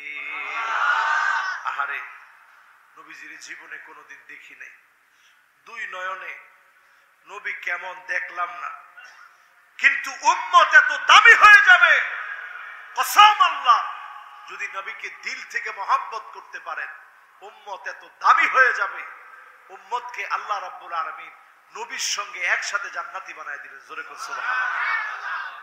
দলিল নেন সহিহ বুখারী থেকে, সাহাবী এসে প্রশ্ন করলেন, ওগো নবীজি, মাতাস সাআ, কিয়ামত কবে হবে? আল্লাহর নবী কোন ফতোয়া দেওয়ার আগেই বললেন, ওয়ামা ইস্তাদাত লাহা, কিয়ামতের ব্যাপারে কি প্রস্তুতি আছে তোমার? তুমি যে প্রশ্ন করলা কি প্রস্তুতি তুমি নিয়েছো? সাহাবী বিনয়ের সঙ্গে আরজ করলেন, ওগো নবীজি, তেমন কোন প্রস্তুতি আমার নাই। ইন্নী উহিব্বুল্লাহ ওয়ার রাসূল, আল্লাহ এবং তার রাসূলকে বড় ভালোবাসি, এই প্রস্তুতি ছাড়া কোনো প্রস্তুতি নাই। খুব ইবাদত বন্দেগী করছি, নামাজ পড়ছি, জিকির আজকার করছি, দান সদকা করেছি, তেলাওয়াত করেছি, এমন কোনো ইবাদত নাই। শুধু এতটুকু আছে, আল্লাহ আর তার হাবিবকে বড় ভালোবাসি। জোরে কোন আল্লাহু আকবার। এই দুইটা যখন বলছে, নবীজি তৎক্ষণাৎ বললেন, আনতা মাআ মান আহবাবতা, শুনে রাখো রে সাহাবী, তুমি যার সঙ্গে ভালোবাসলে, যার সঙ্গে সঙ্গী হওয়ার জন্য ইচ্ছা পোষণ করলে, যদি সত্যিকারই তাকে ভালোবেসে থাকো, তোমাকে তার সঙ্গী বানায়া যিনি জান্নাতি বানায় দিবেন তিনি কে? আনতা মাআ মান আহবাবতা। নবীজিকে ভালোবাসতে রাজি আছেন তো ইনশাআল্লাহ? এটা এক নাম্বার আমল। মাদ্রাসার প্রত্যেকটা ছাত্র, যতজন মুসলিম আমরা আছি, শুধু মাদ্রাসা ছাত্র কেন বলবো, পোশাক পরিচ্ছেদে, আখলাকে, আমলের ভিতরে পরিবর্তন আনেন। এখন এমন একটা সময় আসছে মাদ্রাসার ছেলেরাও দাড়ি রাখতে চায় না। তোমার ঠিক হতো কয় না? বলেন ঠিক? মাদ্রাসার ছেলে পেলে দাড়ি রাখলে মানুষ মনে করবে হুজুর বুড়া হয়ে গেছে, হুজুর মানুষ, মোল্লা মানুষ, কেউ বলবে কাক মোল্লা। আপনি একটাবার চিন্তা করছেন এই দাড়িটা রাখছেন কে? পৃথিবীর দাড়ি রাখছেন কে? হুশ ঠিক থাকা লাগবে। কোন দাড়ি রাখছেন কে? নবী করিম সাল্লাল্লাহু আলাইহি সাল্লাম, পৃথিবীর সবচেয়ে সুদর্শন, সবচেয়ে আধুনিক, সবচেয়ে মানসম্মত যার চরিত্র, ওয়া ইন্নাকা লাআলা খুলুকিন আযীম, সমুন্নত চরিত্রের অধিকারী যিনি, তিনি দাড়ি রেখেছেন। তিনি তার জবান থেকে বলেছেন, আশরুম মিনাল ফিতরা, 10টা বিষয় হচ্ছে মানুষের স্বভাবের অন্তর্ভুক্ত। দাড়ি যার নাই, মানুষের স্বভাবের ভিতরে আপনি পড়লেন না। ঠিক কিনা বললেন? দেখুন, আমরা নখ কাটি, কি কাটি? নখ যদি এত লম্বা লম্বা হয়, গ্রিনিস ওয়ার্ল্ড বুকে হয়তো আপনার নাম লিপিবদ্ধ হবে যে তার নখগুলা 1.5 কিলোমিটার লম্বা হয়েছে। কিন্তু মানুষ ওই লোকটারে মানুষ মনে করবে না, মনে করবে এটা বন মানুষ টাইপের মানুষ, খাটাস টাইপের মানুষ। মোষ বড় হতে হতে পেঁচায় একেবারে ভিতরে ঢুকে গেছে। আপনি মনে করছেন বিরাট একটা আধুনিক স্টাইল আপনি নিছেন। রাসূল বলছেন এটা ইহুদিদের স্টাইল, এটা নবী করিম সাল্লাল্লাহু আলাইহি ওয়াসাল্লামের স্টাইল হতে পারে না। আল্লাহর নবীর মহব্বত যদি থাকে, আল্লাহর নবীর মাথার চুলের গোড়া থেকে শুরু করে পায়ের তালু পর্যন্ত ফলো করার চেষ্টা করেন। নবীজি কিভাবে উঠতেন, কিভাবে বসতেন, কিভাবে খেতেন, সব মানার চেষ্টা করেন। মহব্বত যদি হৃদয়ের ভিতরে চলে আসে, আপনাকে আমাকে নবীর সঙ্গে যিনি বানায় দিবেন তিনি কে? এটা গেল 1 নম্বর হাদিস। আমি আবার এই পড়াগুলা জিজ্ঞাসা করব। এই পড়াটা বিশেষ করে 1 নম্বর আমল হচ্ছে নবীজির মহব্বত হৃদয়ে থাকা চাই। থাকবে তো ইনশাআল্লাহ? এবার কয় নাম্বার? 2 নম্বরে আমার ভাইরা, ছোট্ট একজন সাহাবী, মাত্র 11 বছর বয়স। বলতে হবে কত বছর বয়স? কত বছর? নাম হচ্ছে রাবিআ। বলেন কি নাম? আর মাদ্রাসা তো মাশাআল্লাহ, দেখি কি বলছে? ওর আইনের উচ্চারণ এত সুন্দর হয়েছে। বলো তো দেখি আবার। মাশাআল্লাহ, রাবিআ। কি নাম? মাশাআল্লাহ। এই সাহাবী রাবিআ ইবনে কাব আল আসলামী, কে বলতে পারবেন নামটা শুনি? মাশাআল্লাহ, উনি নিজে 12টা মানুষ, একজন পারছে আলহামদুলিল্লাহ। আপনারা বলেন তো দেখি আর 2-1 পারেন কিনা। রাবিআ ইবনে কাব আল আসলামী, মাশাআল্লাহ। এই তো মাদ্রাসা ছাত্র মুখস্থ করে বলছে। আপনারা যে কোন মোল্লারা কি বুঝে দেখছেন? তোমার বয়স কত? 12। সাহাবীর বয়স কত? মাশাআল্লাহ। কত? এর বয়স কত? চিন্তা করেন, সাহাবীর কেউ নাই, মা নাই, বাপ নাই, ঘর নাই, বাড়ি নাই, কিচ্ছু নাই, এতিম মানুষ। যারা মসজিদ নববীতে গিয়েছেন দেখবেন আহলে সুফফারা যেই জায়গায় ঘুমাইতো, নবীজির ঘরের দরজার পাশে আহলে সুফফাদের জায়গা। গেছেন না আপনারা? কে কে গেছেন একটু হাত তুলুন তো দেখি। সৌভাগ্যবান মানুষের চেহারাগুলা দেখি। 1 জন, 2 জন, 3 জন, 4 জন। লিল্লাহি তাকবীর। মাশাআল্লাহ, ইয়ং একজন মানুষ গেছে। আপনারা যখন রিয়াদুল জান্নাতে নামাজ পড়তে গেছেন, দেখছেন না পাশের জায়গাটা যেখানে রাসূল করিম সাল্লাল্লাহু আলাইহি সাল্লাম সাহাবায়ে কেরামদেরকে নিয়ে বসতেন? ওখানে লেখা আছে উস্তুয়ানুল উফুদ। এখানে বিদেশি মেহমানদেরকে নিয়ে নবীজি এই খুঁটির নিচে বসতেন। এখানে আম্মাজান আয়েশাকে নিয়ে নবীজি বসতেন। এখানে অমুক সাহাবীকে নিয়ে নবীজি বসতেন। এইরকম সাহাবায়ে কেরামের বসার একটা জায়গা ছিল, আহলে সুফফাদের একটা জায়গা ছিল। এখনো পর্যন্ত উপর দিক থেকে যারা দেখছেন দেখবেন ওইখানে রূপার কালারের মতো দেখা যায় গম্বুজগুলা। এই গম্বুজ করে রাখা হয়েছে। একটা হচ্ছে সবুজ গম্বুজ আর একটা সিলভার গম্বুজ, অনেকগুলো সিলভার গম্বুজ। এখানে আহলে সুফফার সাহাবারা ছিল। এই সাহাবায়ে কেরামের মধ্যে একজন সাহাবী রাবিআ ইবনে কাব আল আসলামী, মাত্র 11 বছর বয়স। আল্লাহর নবী কখন আসবেন, নবীর জন্য একটু খিদমত করবেন, দরজার সামনে ক্ষুধার যন্ত্রণায় শুয়ে থাকতেন। পেটের ভিতরে ক্ষুধা, ক্ষুধা পেটে শুয়ে থাকতেন। রাবিআ একদিন আল্লাহর নবীর জন্য অপেক্ষা করছেন।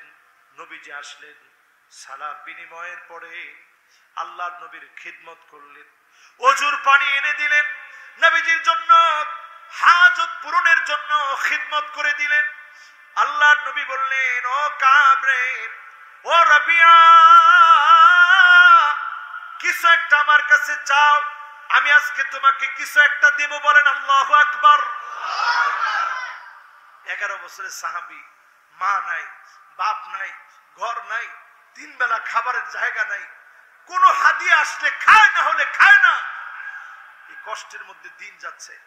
বলতে পারতো, ইয়া রাসূলুল্লাহ, একটু আপনি আল্লাহর কাছে বলে দেন, আল্লাহ যেন আমার একটা ঘরের ব্যবস্থা করে, খাবারের ব্যবস্থা করে, আল্লাহ যেন 3 বেলা পেটটা ভরে খেতে পারি, ব্যবস্থা করে দেয়। 11 বছরের সাহাবী এটা বললেন না। তিনি বললেন, মুরাফাকাতুকা ফিল জান্নাহ। ওগো নবীজি, অন্য কিছু চাই না, আল্লাহর কাছে বলেন, আল্লাহ আমার রাবিআকে আমার পাশে জান্নাতে জায়গা করে দিও। কিরকম সাহাবী! 11 বছরের বাচ্চারে যদি আমি বলি কি চাও তুমি আমার কাছে চাও, কইবো হুজুর আপনার এই ট্যাপটা আমারে দিয়ে দেন, নাইলে কইবো হুজুর ঘড়িটা খুলে দিয়ে দেন, নাইলে কইবো হুজুর পকেটে যে টাকা আছে দেন, কিছু একটা গিয়া কিনা খাই। আর রবি আর রাসূল বলতেছে কিছু চাই না, চাই আপনার সঙ্গে জান্নাতে একসঙ্গে থাকবো। জোরে কোন সুবহানাল্লাহ। রাসূল যখন কথাটা শুনলেন অবাক বিস্ময়ে তাকায় বললেন, ঠিক আছে এটার জন্য দোয়া করব, এখন কিছু একটা চাও, নগদ তোমারে দিব। সাহাবী আবার রিপিট করলেন, মুরাফাকাতুকা ফিল জান্নাহ, নবী আর কিছু চাই না, জান্নাতে একসঙ্গে বন্ধু বানায় আপনার সঙ্গে থাকতে চাই। জোরে কোন আল্লাহু আকবার। নবীজি কি বললেন? দুইবার শোনার পরে নবীজি বললেন, শোনো, ফাইনুনি আলা নাফসিকা বিকাসরাতিস সুজুদ। ও রবি আরে আজ থেকে অধিক পরিমাণে সিজদা করবা। অধিক পরিমাণে সিজদা করার কারণে নবীর সঙ্গে সঙ্গী বানায়া যিনি জান্নাতি বানায়া দিবেন তিনি কে? কয় নাম্বারটা আছি ভাই? 2 নম্বরে আছি। সবাই বলেন তো কয় নম্বরে আছি? 2 নম্বরে আছি। 2 নম্বরে যদি নবীর সঙ্গী হতে চান অধিক পরিমাণে সেজদা দেওয়া লাগবে।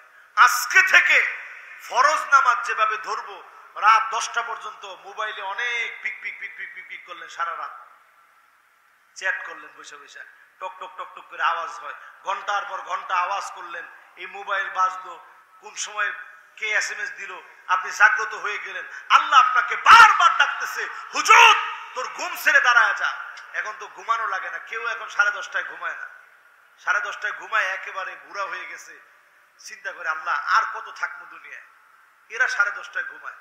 যত যুবক পোলাপান আছে রাত্রে ঘুমায় 2টা 3টা 2টা। আমি কি একটু বেশি বললাম? তাহলে 12টা তো ঠিক আছে।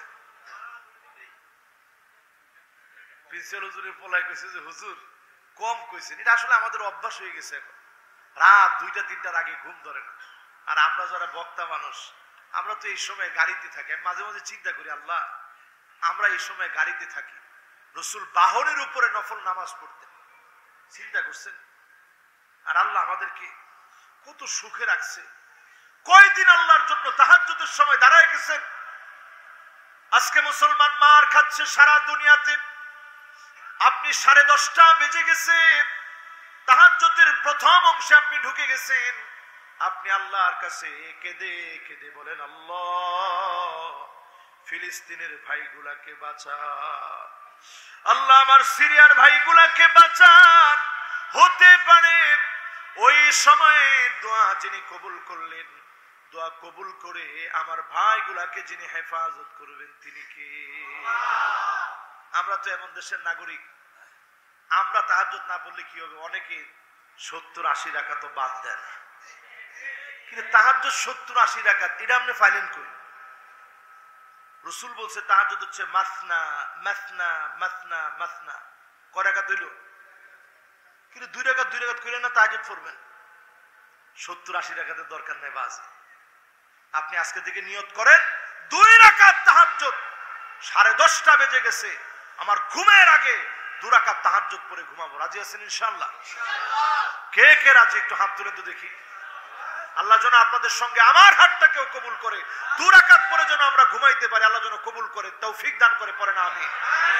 সবাই রাজি আছেন ইনশাআল্লাহ? 2 রাকাত 4 রাকাত 6 রাকাত 8 রাকাত 2 2 2 2 করে পড়বেন। রাজি আছেন না ইনশাআল্লাহ? হাতগুলা নামান।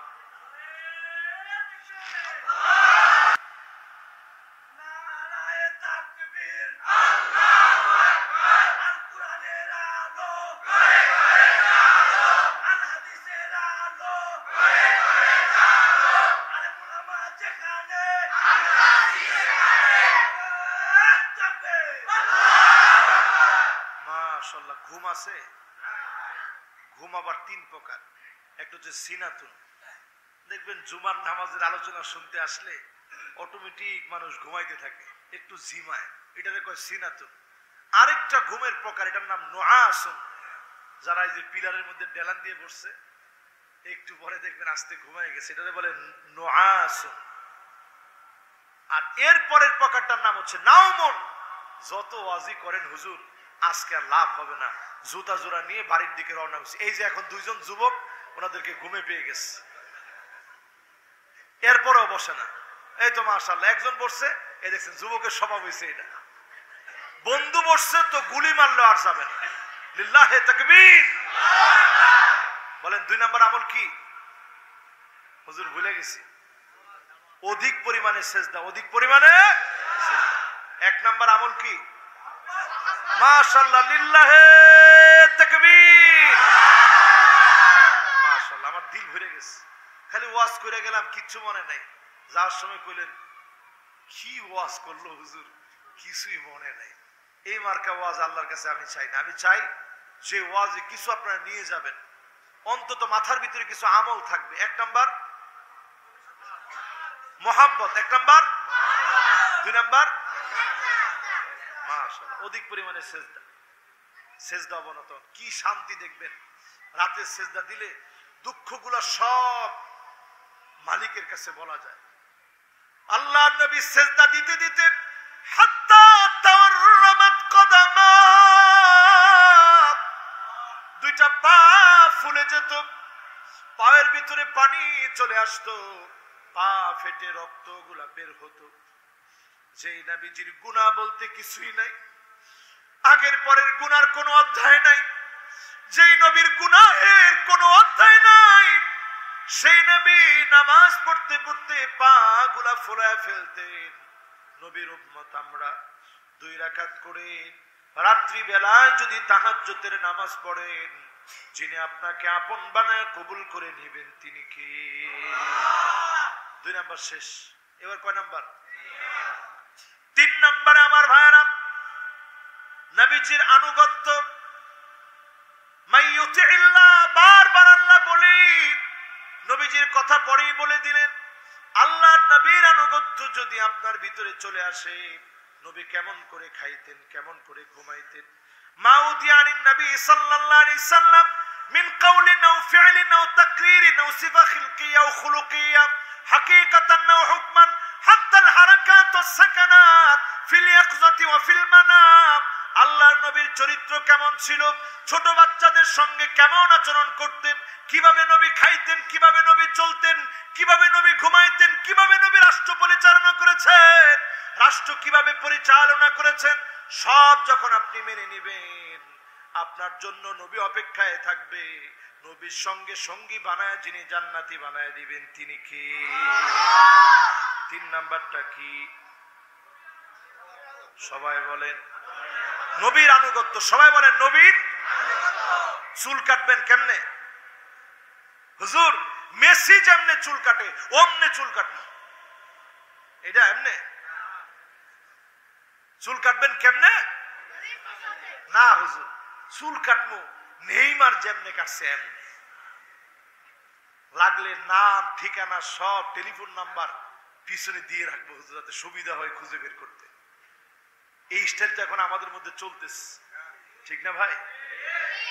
এখন আমি গত কয়েক বছর আগে ইন্ডিয়ায় মাহফিল করে আসতেছিলাম, তো সেখানে পত্রিকা দিছে, বিমানে পত্রিকা নিয়ে পড়তেছিলাম। পত্রিকা সরাসরি নিউজ বলতেছে। পত্রিকার নিউজ এমন যে শিক্ষকরা এখন অনশন করতেছে যে ছাত্ররা তোরা ভালো হবি নি, যে স্টাইলের চুল তোরা কাটতেছস, স্কুলে চাকরি করার মতো কোনো মান সম্মান আর আমাদের নাই, চাকরি করার মতো কোনো অবস্থা নাই। এইরকম স্টাইল এখন মুসলমানের ঘরে ঘরে ঢুকে গেছে, ঠিক কিনা বলে? এরকম কাটবেন নি? চুল কাটবেন সুন্নত বজায় রেখে। মনে রাখবেন সকল ক্ষেত্রে নবীজির সুন্নত যারা খুঁজে খুঁজে বের করবে, এই শেষ সময় আখিরি জামানায় নবীজির সুন্নত একটা একটা করে মানবেন। কোনটা নবী করতেন ওইটা খুঁজে খুঁজে বের করবেন। সহবতে আলেমদের সঙ্গে খতিবের সঙ্গে জুমার নামাজের পরে বসেন, হুজুর আজকে একটা সুন্নত শিখাইয়া দেন। এইভাবে সুন্নত আস্তে আস্তে আস্তে আস্তে আমল করবেন। রাজি আছেন ইনশাআল্লাহ? আজকে থেকে একটা শিক্ষা দিই। এটা কি আসেনি কেউ লগে? একজনের লগেও নাই। হ্যাঁ দেখছেন, এই তো আমরা মুসলমান। হুজুর ভাষায় আছে, এটা হচ্ছে তাবুকের যুদ্ধের একটা অস্ত্র। 1000 কিলোমিটার রসুল গেছে, আপনারা তো জান না, আমি গেছি ওই জায়গায়। এসি গাড়ি দিয়ে যাওয়ার পরেও হাড় গোড় মাজা টাজা এমন ভাবে ধরছে, মনে হয়েছে যে আর বাঁচবো না মনে হয়। 1000 কিলোমিটার, কিছু নাই, ক্ষুধার যন্ত্রণা। এই যুগে আসার পরেও, প্রযুক্তির এই যুগে 100-150 কিলোমিটারের ভিতরে কিরকম কষ্ট, শুধু পাম্পে গেলে কিছু খাবার পাওয়া যায়, আর সব মরুভূমি আর মরুভূমি। এই পথ পাড়িয়ে নবীজি 1000 কিলোমিটার দূরে গেছে। সেই সময়ের সুপার পাওয়ার, বর্তমানে আমেরিকার মতো শক্তিশালী হেরাক্লিয়াসের বিরুদ্ধে লড়বে গেছে। সাহাবায়ে কেরাম ক্ষুধায় আর টিকতে পারতেছে না, তৃষ্ণায় আর টিকতে পারতেছে না। এই অস্ত্রটা বের করে মিসওয়াক শুরু করছে। মিসওয়াক করতে করতে সৈন্যরা দেখে চিন্তা করছে, বাপরে বাপ, যেইভাবে ঢাল ভেঙে ভেঙে তারা দাঁত ধার দিতেছে, আমাদেরকে পেলে আর রক্ষা নাই। এই এক অস্ত্রতে তাবুকের প্রান্তে আল্লাহ তাআলা বিজয় দান করছে। এই অস্ত্রটা সাথে রাখার চেষ্টা করবেন ইনশাল্লাহ। তো কয় না, সাথে কি রাখেন? সিগারেটের প্যাকেট। হ্যাঁ, আত্মমর্যাদা একটুও লাগে না, সিগারেটের প্যাকেট রাখছে। হুজুর আমি একটা ইয়ং মানুষ, আমার সাথে তো সিগারেটের প্যাকেট যায়, মিসওয়াক কেমনে যায়? হুজুর এই মিসওয়াক আজ থেকে রাখবেন, এটা সিলাহুল মুমিন। আপনি রেখে দেখবেন আপনার ভিতরে আলাদা একটা পাওয়ার আল্লাহ তাআলা দিবে, এমন একটা পাওয়ার দিবে যেই পাওয়ারটার দাম আপনি বুঝবেন। তখন আল মুহাব্বা ফি কুলুবিল বারারা, নেককাররা দেখবেন আপনাকে মহব্বত করা শুরু করছে। জোরে বলুন সুবহানাল্লাহ। ওয়াল হাইবাতু ফি কুলুবিল ফাজারা, যেগুলা পাপী আছে, যেগুলা পাপিষ্ট আছে, গুন্ডা আছে, আপনার দিকে দেখবেন পিছনের দিকে এইভাবে তাকায়, আপনার কাছে আসলে কিছু নাই, একটা অস্ত্র আছে, নাম কি? আস-সাআতু ফির রিজক, রিজিকের ভিতরে আল্লাহ বরকত বাড়ায় দিবে। মিসওয়াক রাখবেন, পারবেন না ইনশাআল্লাহ? এরপর আস-সিকাতু ফিদ-দ্বীন, দ্বীনের ব্যাপারে আল্লাহ প্রবল বানায় দিবে, অটল বানায় দিবে। বাতিলের রক্তচক্ষু কখনো আপনি ভয় করবেন না, নির্দ্বিধায় আপনি হক কথা বলতে পারবেন। ঠিক কিনা বলেন? তাহলে মিসওয়াক রাখবো তো ইনশাআল্লাহ। আপনার ফ্যাশনের কোনো ঘাটতি হবে না। দেখেন আমি তো ফ্যাশন কম বুঝি না, আমার কলমের মধ্যে নাম সহ লেখা আছে, দেখেন সৌদি আরব থেকে সুন্দর করে লিখে দিছে, দেখছেন? এটারে আমি যেমন সযত্নে রাখি, পাশে কিন্তু সযত্নে আমার মিসওয়াকটাও রাখি।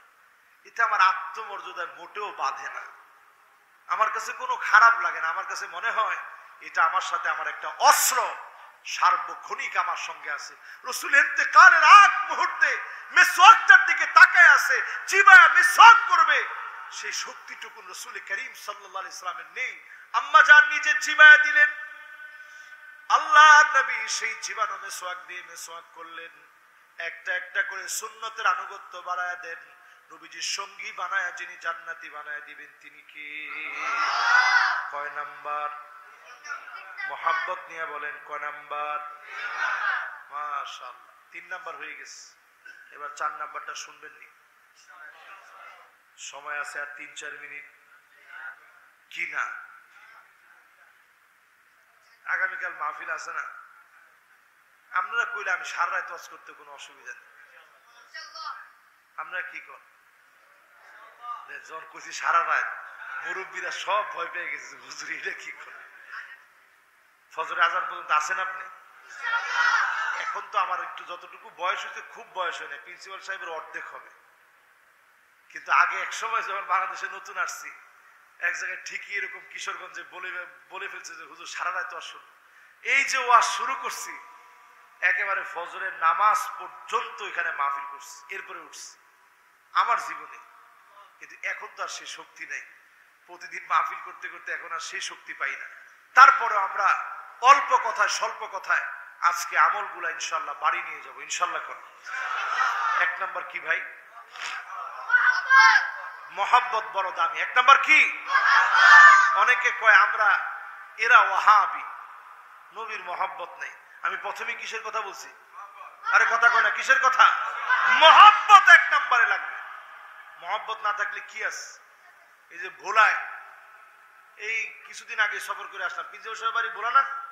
হ্যাঁ, প্রিন্সিপাল সাহেব বাড়ি ভোলা। যে ভোলার মানুষের ভিতরে এত আদব, জিজ্ঞাসা করেন যে কেমন আছেন, যে আলহামদুলিল্লাহ হুজুর ভালো আছি। যে সব জায়গায় আদবের সাথে বলে ভালো আছি। যে খানা খাইছেন? যে না, যে হুজুর খানা খাইনি, যে এখনো খানা খাইনি। সুবহানাল্লাহ। এই আদবী এলাকার মানুষ তিনি, আল্লাহ ওনারা কবুল মঞ্জুর করুক, পড়েন আমিন। সেই ভোলায় বোরহান উদ্দিনে আমার নবীকে নিয়ে কটূক্তি করেছে এক কুলাঙ্গার, তার বিরুদ্ধে চারজন আল্লাহর গোলাম বুকের তাজা রক্ত ঢেলে দিয়ে শহীদ হয়ে গেছে। আমি একটা ছেলের সঙ্গে দেখা করছি, এবার ইদারাতে ছিলাম, ভোলার যে ইদারা আছে ওই ইদারায় এবার ছিলাম। ইদারা একটা ছেলের সাথে দেখা করছি, তার শরীরের ভিতরে অনেকগুলো গুলি এখনো আছে। আমি জিজ্ঞাসা করলাম তোমার কি ব্যথা লাগে? কয় হুজুর একটু ব্যথাও লাগে না, যখন আমার মনে হয় আমি রাসূলুল্লাহর জন্য গুলি খেয়েছি, কোনো ব্যথা আমার কাছে ব্যথা মনে হয় না। আল্লাহু আকবার। এটা মহব্বত। এজন্য এক নম্বরে মহব্বত, দুই নম্বরে মাশাআল্লাহ, দুই নম্বরে কি সেজদা দিবেন তো ইনশাআল্লাহ, ইনশাআল্লাহ। তিন নম্বর রাসূলের আনুগত্য করবেন। চার নম্বরে আমার ভাইরা, মান কানা লাহু উখতান আও বিনতান, যার দুইজন কন্যা রয়েছে অথবা দুইজন মেয়ে রয়েছে অথবা দুজন বোন রয়েছে, যার দুজন বোন আছে অথবা যার দুজন মেয়ে আছে, এই দুজন মেয়েকে অথবা দুজন বোনকে মানুষের মতো মানুষ বানালেন, দিন শেখালেন, আল্লাহকে চিনালেন, পর্দানিশীন বানালেন, ঈমানের পথে আহ্বান করলেন। এমন ব্যক্তি যদি চোখ দুইটা বন্ধ হয়ে যায়, এমন দুই ব্যক্তিকে আল্লাহর হাবিব বলেছেন আনা ওয়া হুয়া, দুই আঙ্গুলের ভিতরে কোনো ফাঁকা দেখান নাই। আমি আর নবীজি, নবী বলতেছে আমি আর সে এত কাছাকাছি থাকবো, দুইটা আঙ্গুল যেমন কাছাকাছি একসঙ্গে থাকে। জোরে বলেন আল্লাহু আকবার। তো নবীজির সঙ্গে থাকতে কি রাজি আছেন ইনশাআল্লাহ? দুইটা মেয়ে হইছে, মন খারাপ, এরকম কে আছেন একটু হাত তুলেন তো দেখি। তিনটা মেয়ে হইছে, মন খারাপ, কে আছেন এরকম হাত তুলেন তো দেখি। একটা মেয়ে হইছে, মন খারাপ, আছেন কেউ? সাহাবী প্রশ্ন করছে ইয়া রাসূলুল্লাহ, যদি একটা হয়, রাসূল বলছে যদি একটাও হয়, তুমি যদি মানুষের মতো মানুষ বানাও, ওই মেয়েটার কারণে ওই মেয়ে তোমার জন্য নাজাতের দরিয়া হয়ে যাবে, আমি নবীর পাশাপাশি তুমি থাকবা। জোরে করে আল্লাহু আকবার। আপনার বোনটাকে আপনি দ্বীন শিখালেন, পর্দানিশীন বানালেন, ছোটবেলা থেকে শালীন ড্রেস পরার ব্যাপারে উদ্বুদ্ধ করলেন, ভাই হয়ে দায়িত্ব পালন করলেন, ভাই হয়ে পাশে থাকলেন, দায়িত্ব পালন করলেন। বিশ্বাস করেন এই মাহফিল সাক্ষী, আল্লাহর নবী আপনার জন্য অপেক্ষায় থাকবে, নবী শাফাত করবে। যিনি ধন্য বানায়া নবীর সঙ্গে জান্নাতি বানায়া দিবেন তিনি কে? অনেকে এখন চিন্তা করছেন হুজুর আমি এক কপাল পোড়া, আমার তো দুইটাই ছেলে হয়েছে, হুজুর আমি কি করব? আমারও মনে এই হাদিস পড়ার পরে এই একটা প্রশ্ন জাগছে, আল্লাহ যারা ছেলে, যাদের ঘরে ছেলে হয়েছে এরা কি করবে? পরে হাদিস পড়তে পড়তে আল্লাহ তাআলা উত্তরটা মিলাই দিছে। উত্তরটা হচ্ছে এইরকম, ফরজ নামাজের চাইতে দেখবেন হাদিসের পৃষ্ঠা খুললেই দেখবেন নফল নামাজের সওয়াবের কথা বেশি বলা আছে। তার মানে কি ফরজ বাদ দিয়া? আরে কথা কয় না, ফরজ বাদ দিয়া আপনার ছেলে হয়েছে এটা ফরজের মতো, ছেলে হয়েছে ফরজের মতো, আলহামদুলিল্লাহ হয়েছে, আলহামদুলিল্লাহ। মেয়ে হয়েছে আলহামদুলিল্লাহ, ছেলে হয়েছে, ছেলেরে মানুষের মতো মানুষ বানান। আনা ওয়া হুয়া, নবীজি মেয়ে হইলে মানুষের মন খারাপ হয়, মন যেন খারাপ না হয় রাসূল হাত দিয়ে দেখায় দিয়ে গেছে, যদি ছেলে হয় মানুষের মতো মানুষ বানায়, নবীর সঙ্গে একসঙ্গে যিনি জান্নাতি বানায় দিবেন তিনি কে? আল্লাহ। সেদিন জান্নাতে যেতে গিয়ে কাঁদবে, চোখ থেকে পানি ছেড়ে দিয়ে কাঁদবে। কোরআনুল কারীম আল্লাহ আয়াত নাযিল করে জানায় দিলেন, ওয়াল্লাযীনা আমানু ওয়াত্তাবা'তুহুম যুররিয়্যাতুহুম বিঈমান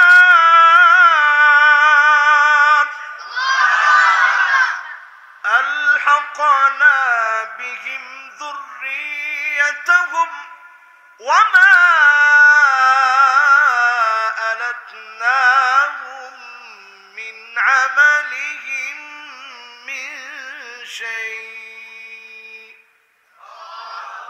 কি বলতেছে আয়াত? সেদিন জান্নাতি লোক কাঁদবে, আল্লাহ বলবেন মা ইউবকিকুম, ও জান্নাতীরা রে, কোন জিনিস আজ তোমাকে কাঁদায়? কেন তোমার চোখের ভিতরে পানি?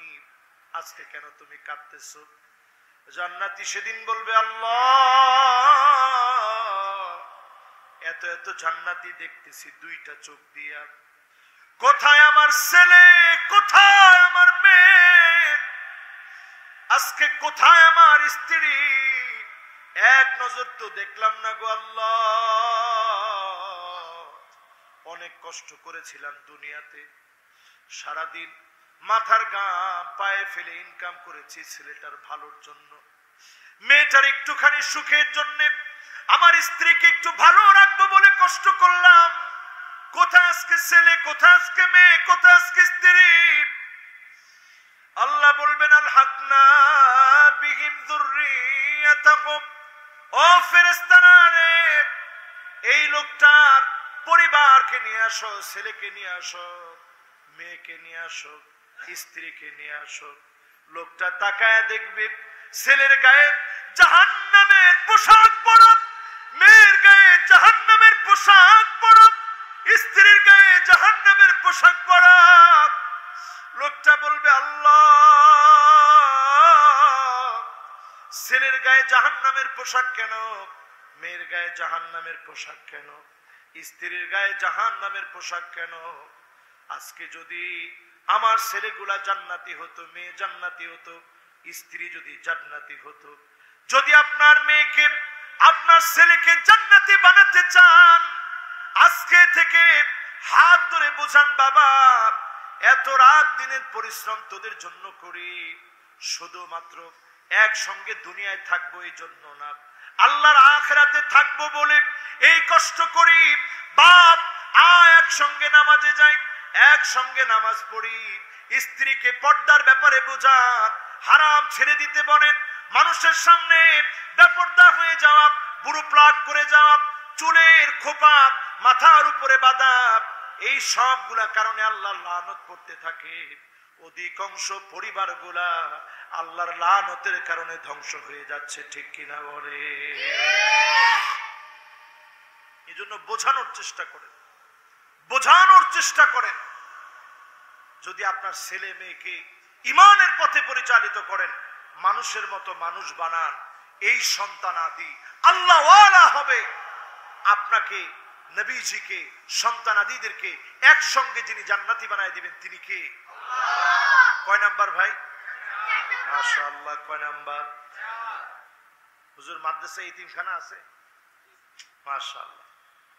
আমি কোনো টাকা চাবো না আপনাদের কাছে, আমি টাকা চাওয়ার বক্তাও না, এটা পারিও না ভাই। তবে আপনাদের কাছে একটা জিনিস চাবো, টাকা না, কি চাবো? আল্লাহর হাবিব বলেন কাফিলুল ইয়াতীম, যেই লোকটা এতিমের ভরণ পোষণ করবে, এতিমের কি করবে? সবাই বলেন, আবার বলেন, এতিমের অভিভাবকত্ব নিবে। এতিমের অভিভাবকত্ব নেওয়ার কথা বলে এই জন্যে, আমি আপনি দুনিয়ার জীবনে বাপ পেয়েছি, আল্লাহর নবী পৃথিবীতে আসছে বাপেরে দেখে নেই, কতটা অসহায় হয়ে আসছে। জীবনে কোনদিন বাপের চেহারা দেখে নাই। আলাম ইয়াজিদকা ইয়াতীমান ফাআওয়া, এতিম নবীকে আল্লাহ রাব্বুল আলামিন আশ্রয় দিলেন। দাদাও চলে গেছে, বাপের কবর দেখাতে নিয়ে মাও দুনিয়া থেকে চলে গেছে, বিদায় হয়ে গেছে মা। মায়ের পরে চলে গেছে দাদা, চাচার কাছে নবীজি বড় হচ্ছে। মাত্র নবীজির বয়স যখন 11-12 বছর হবে, সেই বয়সে নবীজিকে রেখে চলে যাচ্ছেন চাচা, ব্যবসা করার জন্য যাবে। বর্তমান সিরিয়ার দিকে চাচা আসবে। কোন দিকে? আল্লাহর মেহেরবানি, আল্লাহর অনেক মেহেরবানি। এই জায়গাগুলো আমি স্বচক্ষে তাকায় তাকায় দেখার সুযোগ আল্লাহ তাআলা করে দিছে, আলহামদুলিল্লাহ। সেই হিজাজ থেকে নবীজি আসতেছে 1445 কিলোমিটার পার করে। চিন্তা করে, চাচার সঙ্গে আসবে, বায়না ধরছে। কি কথা বলে? ইলা মান তাকিলুনি, ও চাচা কার কাছে আপনি রেখে চলে যাচ্ছেন? আমার তো বাপও নাই মাও নাই, চাচারে কার কাছে রেখে চলে যাচ্ছে? চাচার মনটা এমন ভাবে গড়ে গেছে, ও মুহাম্মদ, জীবনে কোনোদিন তোমাকে রেখে যাব না। এক সঙ্গী নিয়ে যখন আসছে, জর্ডানের একটা জায়গা আছে, জর্ডানের একটা জায়গা আজ অবধি রয়ে গেছে।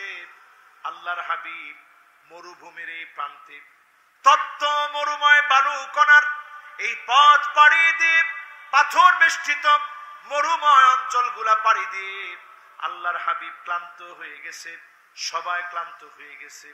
নবীজি জর্ডানের একটা জায়গায়, বাকাউয়া নামক জায়গাতে আল্লাহর নবী যখন আসলেন, ওই বাকাউয়া নামক জায়গাতে আসার পরে নবীজি সাল্লাল্লাহু আলাইহি ওয়াসাল্লাম একটা গাছ দেখতে পেলেন। গাছের ভিতরে তেমন কোনো পাতা নাই। আল্লাহর নবী যেই না মাত্র বসেছে, আল্লাহর নবী যেই না মাত্র বসেছে, বাহিরা নজর করে দেখেন আন্নাল আশজারা কাদ মালাত, একটা দুইটা না, সবগুলা ডাল রাহমাতুল লিল আলামিনের দিকে ঝুঁকে গেছে। পুরা গাছ ঝুঁকে গেছে ছায়া দেওয়ার জন্য। গাছ যখন ঝুঁকে গেছে, দৃশ্য দেখি বাহিরা বুঝে ফেলছে এটা সাধারণ কেউ না। বাহিরা ডাক দিয়ে বলেছে, ইন্নী সানাতুনাকুম তাআমান তাহদুরু কুল্লুকুম সাগীরুকুম ওয়া কাবীরুকুম আবদুকুম ওয়া হুররুকুম, তোমরা সবাই মিলে আসবা, একটু মেহমান হবা, ছোট বড় যা আছো সবাই আসবা, আমি তোমাদেরকে একবেলা খাওয়াবো। কুরাইশরা চিন্তা করতেছে, কিরে কতবার গেলাম, জীবনে কোনোদিন খাওয়াইলো না, আজকে খাওয়ার কথা কয় কেন? খাবারের আয়োজন হয়ে গেছে, সবাই চলে গেছে, এতিম বলে আমার নবীকে নেয় নাই, সবাই নবীর সামনে জিনিসপত্র রেখে চলে গেছে। বাহিরা একজন একজন করে তাকায় দেখে, যার জন্য খাবারের আয়োজন উনাকে দেখা যায় না। বাহিরা অবাক হয়ে বলল, ছোট সবাই আসছো কি? সবার মনে পড়ে গেছে, আহারে মুহাম্মদকে তো রেখে আসলাম, দ্রুত গিয়ে নিয়ে আসছে। বাহিরা এবার আল্লাহর নবীর খানার দিকে তাকায় আছে, সবাই একরকম করে খায়, আল্লাহর নবী আরেক রকম করে খায়। খানা শেষ হয়েছে, বাহিরা এবার প্রশ্ন করল, কে গো তুমি? নবীজি নিজের পরিচয় দিয়েছে, কে তার পিতা? আল্লাহর নবী মাথা নিচের দিকে দিয়ে রেখেছে, জীবনে কোনোদিন নবীজি পিতার চেহারা দেখে নাই। আবু তালেব বলতেছে, আনা আবুহু, আমি তার বাপ। পণ্ডিত বলতেছে, আমরুন মুস্তাহিল আইয়াকুন আবুহু হাইয়া, এটা অসম্ভব, এই যুবকের বাপ বেঁচে থাকার কথা না, তার বাপ দুনিয়া থেকে চলে যাবে, এরপরে সে আসবে। বাহিরা বলল, আসআলুকা বিহাক্কিল্লাতি ওয়াল উজ্জা, তোমাকে আজকে কিছু প্রশ্ন করব। লাত আর উজ্জা নামক মূর্তির কসম দিয়ে প্রশ্ন করতে চাইলেন। নবীজি বললেন, একটা প্রশ্নের উত্তরও দিব না, প্রশ্ন যদি আল্লাহর নামে করো উত্তর পাবা। জোরে কোন আল্লাহু আকবার।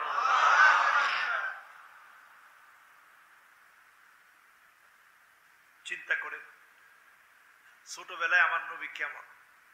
এই গাছের সামনে নবীজি দুবার গেছেন, একবার গেছেন 11 বছর বয়সে, আরেকবার গেছেন নবীজি যখন প্রাপ্ত বয়স্ক হয়েছে, 22 কিংবা 25-এর মধ্যে নবীজির বয়স। সেই সময় মাইসারা রাদিয়াল্লাহু তাআলা আনহুকে সঙ্গে নিয়ে খাদিজা রাদিয়াল্লাহু তাআলা আনহার ব্যবসায়িক কাজে তিনি গিয়েছিলেন ওই গাছের নিচে। চিন্তা করেন একটা গাছরেও নবীজি কেমন ভালোবাসতেন। যাওয়ার পথে প্রেমাস্পদ বন্ধনে ওই গাছটাকে আবার ভালোবাসায় সিক্ত করেছে, আবার সেখানে বসছেন। এই সফরে নবীজি ঠিকই সিরিয়া গিয়েছিলেন, এই সফরে তিনি সেখানে গেছিলেন। প্রথম সফরে ফিরে আসলেন, কারণ তখন বাহিরা বলেছিল ইহুদিরা যদি আলামত দেখতে পায় কাযিরনিল হাজালা, কবুতরের একটা ডিমের মতো নবীজির কাঁধ মোবারকের ভিতরে খাতমে নবুয়তের সিলমোহর মারা ছিল। জোরে করে আল্লাহু আকবার। তো এটা দেখলে হত্যা করে ফেলবে। এজন্য নবীজিকে সেই সময়ে কত ভালোবাসছে আবু তালেব। ব্যবসার কথা চিন্তা করে নাই, সব বাদ দিয়ে কাফেলা ছেড়ে তিনি চলে আসছেন, আমার ভাতিজার কোনো ক্ষতি হতে দিব না। সেই নবীর উম্মত হয়ে আজকের এখান থেকে ইয়েতিমদের সঙ্গে যারা সুন্দর আচরণ করবেন, পাশে দাঁড়াবেন, মাথায় হাত বুলাবেন, এক বস্তা চাউল কিনে দিবেন, অর্থ দিবেন, সহযোগিতা করবেন, দান করবেন, কসম আল্লাহর, নবীর হাদিস সাক্ষী, ওই লোকটার জন্য নবীজি সেদিন দাঁড়ায় থাকবে, অপেক্ষায় থাকবে, শাফাআত করবে। একসঙ্গে যিনি জান্নাতি বানায় দিবেন তিনি কি? রাজি আছেন ইনশাআল্লাহ? আজকের মাহফিলে যারা আসলেন, কালকে যেহেতু শেষ দিন, ইনশাআল্লাহ কালকে কিছু কিছু আমরা ইয়েতিমদের জন্য নিয়ে আসবো। রাজি আছেন ইনশাআল্লাহ? কারা কারা রাজি আছেন হাত উঠায় দেখান। মাশাআল্লাহ, যারা এই এলাকার তারা হাত উঠাইবেন। এখন তো কেউ এই এলাকার না। মাশাআল্লাহ, এই এলাকার লোকজন যারা কালকেও মাহফিলে আসবেন, কিছু কিছু নিয়ে আসবেন, হাত উঠাই। আর যারা আজকে দূর থেকে আসছেন, সবাই আমরা কিছু কিছু দিয়ে যাব ইনশাআল্লাহ। ইনশাআল্লাহ বলেন। যাওয়ার সময় দিয়ে যেতে পারবেন, এখানে দুজন ছাত্র থাকলেই হবে, যাওয়ার সময় আমরা দিয়ে যাব ইনশাআল্লাহ বলেন। তাহলে কয়টা কাজ বললাম ভাই? এক নাম্বার মাশাআল্লাহ, এক নাম্বার, দুই নাম্বার মাশাআল্লাহ, তিন নাম্বার কি আনুগত্য, চার নাম্বার হ্যাঁ মাশাআল্লাহ, এক মেয়ে থাকলে। সাহাবী প্রশ্ন করতেছে ইয়া রাসূলুল্লাহ, যদি একটা থাকে রাসূলকে একজন থাকলো, তিনজন থাকলে, চারজন থাকলে, বোন যদি দুইজন থাকে, বেপরদা যাতে না চলে। খবরদার, এখন ফিতনা এমন চলতেছে, নারীদের কর্তৃক ফিতনা বেশি। আর ঢাকা শহরটা ফিতনার একেবারে অঙ্গরাজ্য আমার ঢাকা শহর, ঠিক কিনা বলেন? এই ফিতনার সময়ে নিজেদেরকে ঈমানের উপর রাখবেন, আমলের উপরে রাখবেন, রাসূলুল্লাহ সাল্লাল্লাহু আলাইহি সাল্লামের খাঁটি উম্মত হওয়ার চেষ্টা করবেন। আল্লাহ যেন তৌফিক দান করেন, পড়েন আমিন। আর এই মাদ্রাসায় হিফজ বিভাগে আগামীকাল 5 জন ইনশাআল্লাহ পাগড়ি নিবে। মক্তব আছে না এখানে? নুরানি আছে তো? আপনাদের বাচ্চাদেরকে ধরেন ইংলিশ মিডিয়ামে পড়াবেন, আমি না করি না। পড়ানোর আগে তার জবান দিয়ে প্রথম যেন আল্লাহর নামটা উচ্চারিত হয়। নুরানিতে অন্তত আপনার সন্তানটা দেন। আপনি দেখবেন আমার ছোট বাচ্চা নুরানিতে পড়ে, আমি প্রায় সময় জিজ্ঞাসা করি, বাজান তুমি কি দোয়া শিখছো একটু বলো তো দেখি।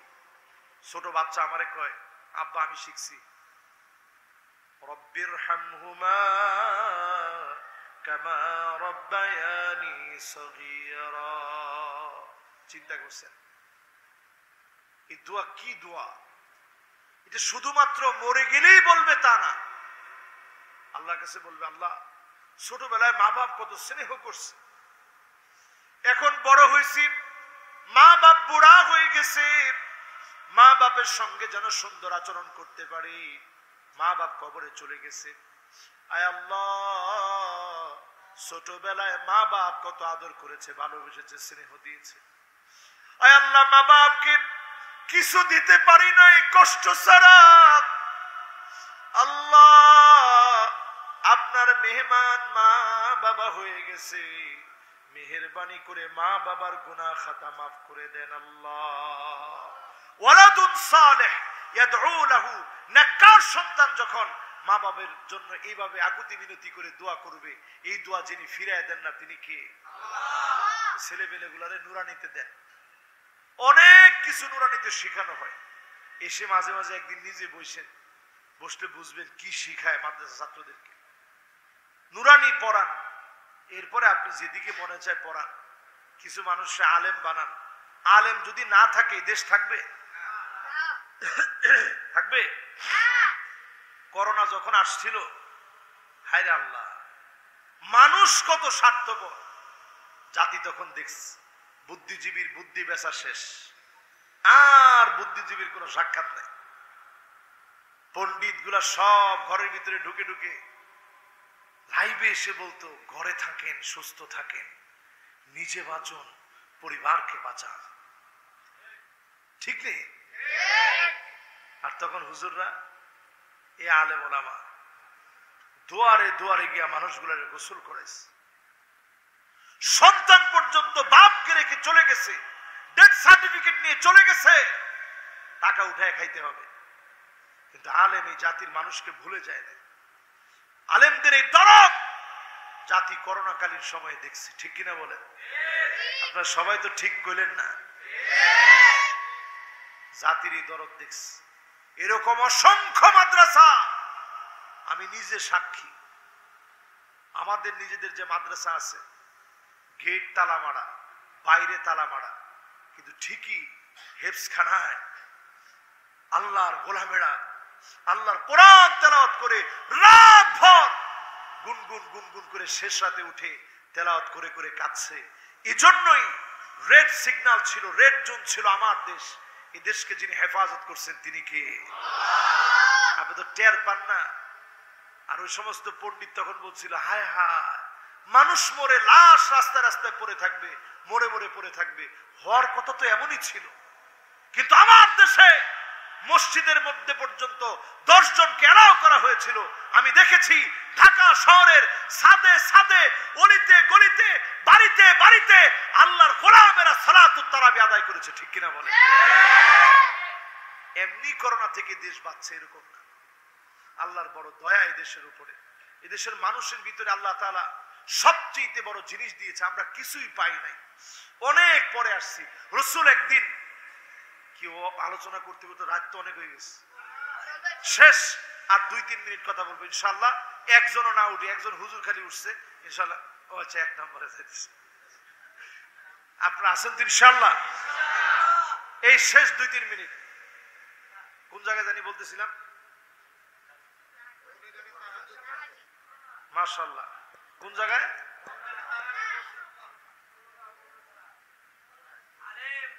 হ্যাঁ মাশাআল্লাহ।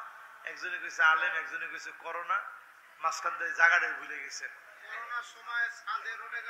হ্যাঁ, করোনার সময় ছাদে, রোডে, ঘাটে, সব জায়গাতে যেভাবে আল্লাহর গোলামের আল্লাহকে ডাকছে, এই গোলামদের ডাকার কারণে যিনি বান্দাদেরকে ভুলে যান নাই তিনি কে?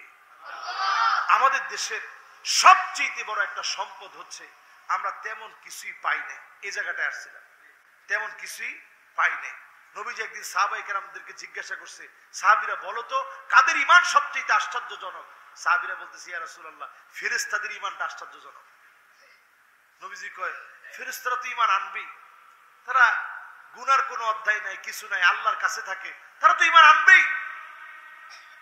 আইয়ুল ঈমানে আজাব, বুঝা বলো কাদের ঈমান আশ্চর্যজনক?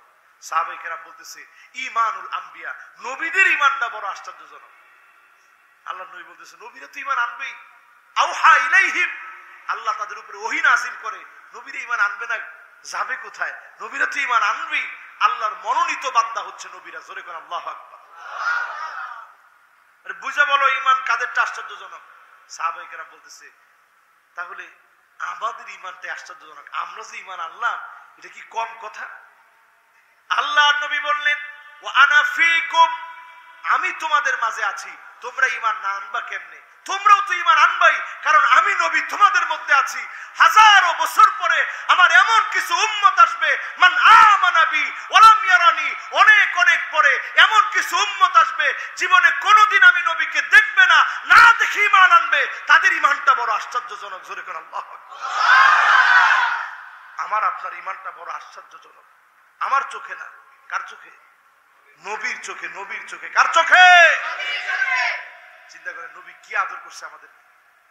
বলছে এরা আমারে দেখবে না, অনেক পরে আসবে, এরা ঈমান আনবে। আমরা ঈমান আনার সৌভাগ্য পেয়েছি। খালি মুখে ঈমান আনছি বললে ঈমানদার হওয়া যায় না। ঈমানদার হতে হলে কাউলান, সবাই বলেন কি? মুখে বলা লাগবে কি দিয়া? লা ইলাহা ইল্লাল্লাহু মুহাম্মাদুর রাসূলুল্লাহ। ইমানের সাল্লাল্লাহু আলাইহি সাল্লাম, ইমানের প্রথম ধাপ হইছে কওলান। এরপরের ধাপ কি? ফি'লান। আপনি শুধু খালি মুখে বললেন নামাজ নাই, ওটা ইমানদার হয় নাই। নামাজ পড়লেন আকীদাতান, বিশ্বাস ঠিক থাকা লাগবে। এমনও ইমানদার আছে যে ইমানদার মনে করে পিশাব জাহান্নামে গেলে আমিও যাব। নাউজুবিল্লাহ তো কইলেন না? এখানে এরকম পিশাব আছে না? আবার কয় আছে? এই এলাকায় এরকম পিশাব আছে? আমি সেদিন দেখলাম আলোচনার মধ্যেও বলতেছে পীরদের সঙ্গে থাকবেন, হক্কানি পীরদের সঙ্গে থাকবেন। যদি হক্কানি পীরেরা জাহান্নামে যায়, একসঙ্গে জাহান্নামে যাবেন, কোনো অসুবিধা নাই। সবাই ঠিক আছে। যেই পীর নিজে জাহান্নামের কথা কয়, এক লোকে জাহান্নামে যাবেন, ওটা হক্কানি হইতে পারেনি? আল্লাহ মাফ করো। আপনারা কি বুঝেন? পীর গো এনে গিয়ে আপনি আঙ্গুল দিয়ে দেন, পীর বলে আপনার লতিফা জারি করে দিন। হায় রে মুসলমান, এটা ভিডিও ভাইরাল হয়েছে। এক বেড়া আরেক বেড়ার এইভাবে সাইডপা ধরছে, একটু পরে এই জায়গায় এরকম লাফালাফি শুরু হয়েছে, এরকম লাফাইতেছে। মনে করছে বাবারে কলব জারি হয়ে গেছে। এরকম কলব জারির একখান ইতিহাস আশারায়ে মুবাশশারা একজন সাহাবীর ইতিহাসে আপনি দেখাতে পারবেন না, ঠিক কিনা বলে? উনারা ভয় আল্লাহরে কম পাইতেন? কয় না কম পাইতেন? ওই সাহাবীদের মতো জীবন করেন। মা আনা আলাইহি ওয়া আসহাবি, ওই পথ ধরেন যে পথে আল্লাহর নবী গিয়েছে, সাহাবায়ে কেরাম গিয়েছে। আল্লাহ যেন আমাদেরকে বোঝার তৌফিক দান করেন, পড়েন আমিন। এই 5টা আমল ইনশাআল্লাহ আমরা বাড়ি নিয়ে যাব। আগামী দিন আমরা প্রত্যেকে সাথে কিছু পকেটে নিয়ে আসবো ইনশাআল্লাহ। বলেন আজকে আল্লাহ তাআলা সুযোগ দিয়েছেন, হতে পারে আগামী দিন যদি আল্লাহ তাআলা রোদ দান করেন, আমরা মাঠে স্প্যান্ডেল ইনশাআল্লাহ প্রোগ্রাম করতে পারবো ইনশাআল্লাহ। বলেন আল্লাহ যেন তৌফিক দান করেন। যতগুলা কথা বললাম নুকসানিয়াত গুলো আল্লাহ তাআলা মাফ করে দিক।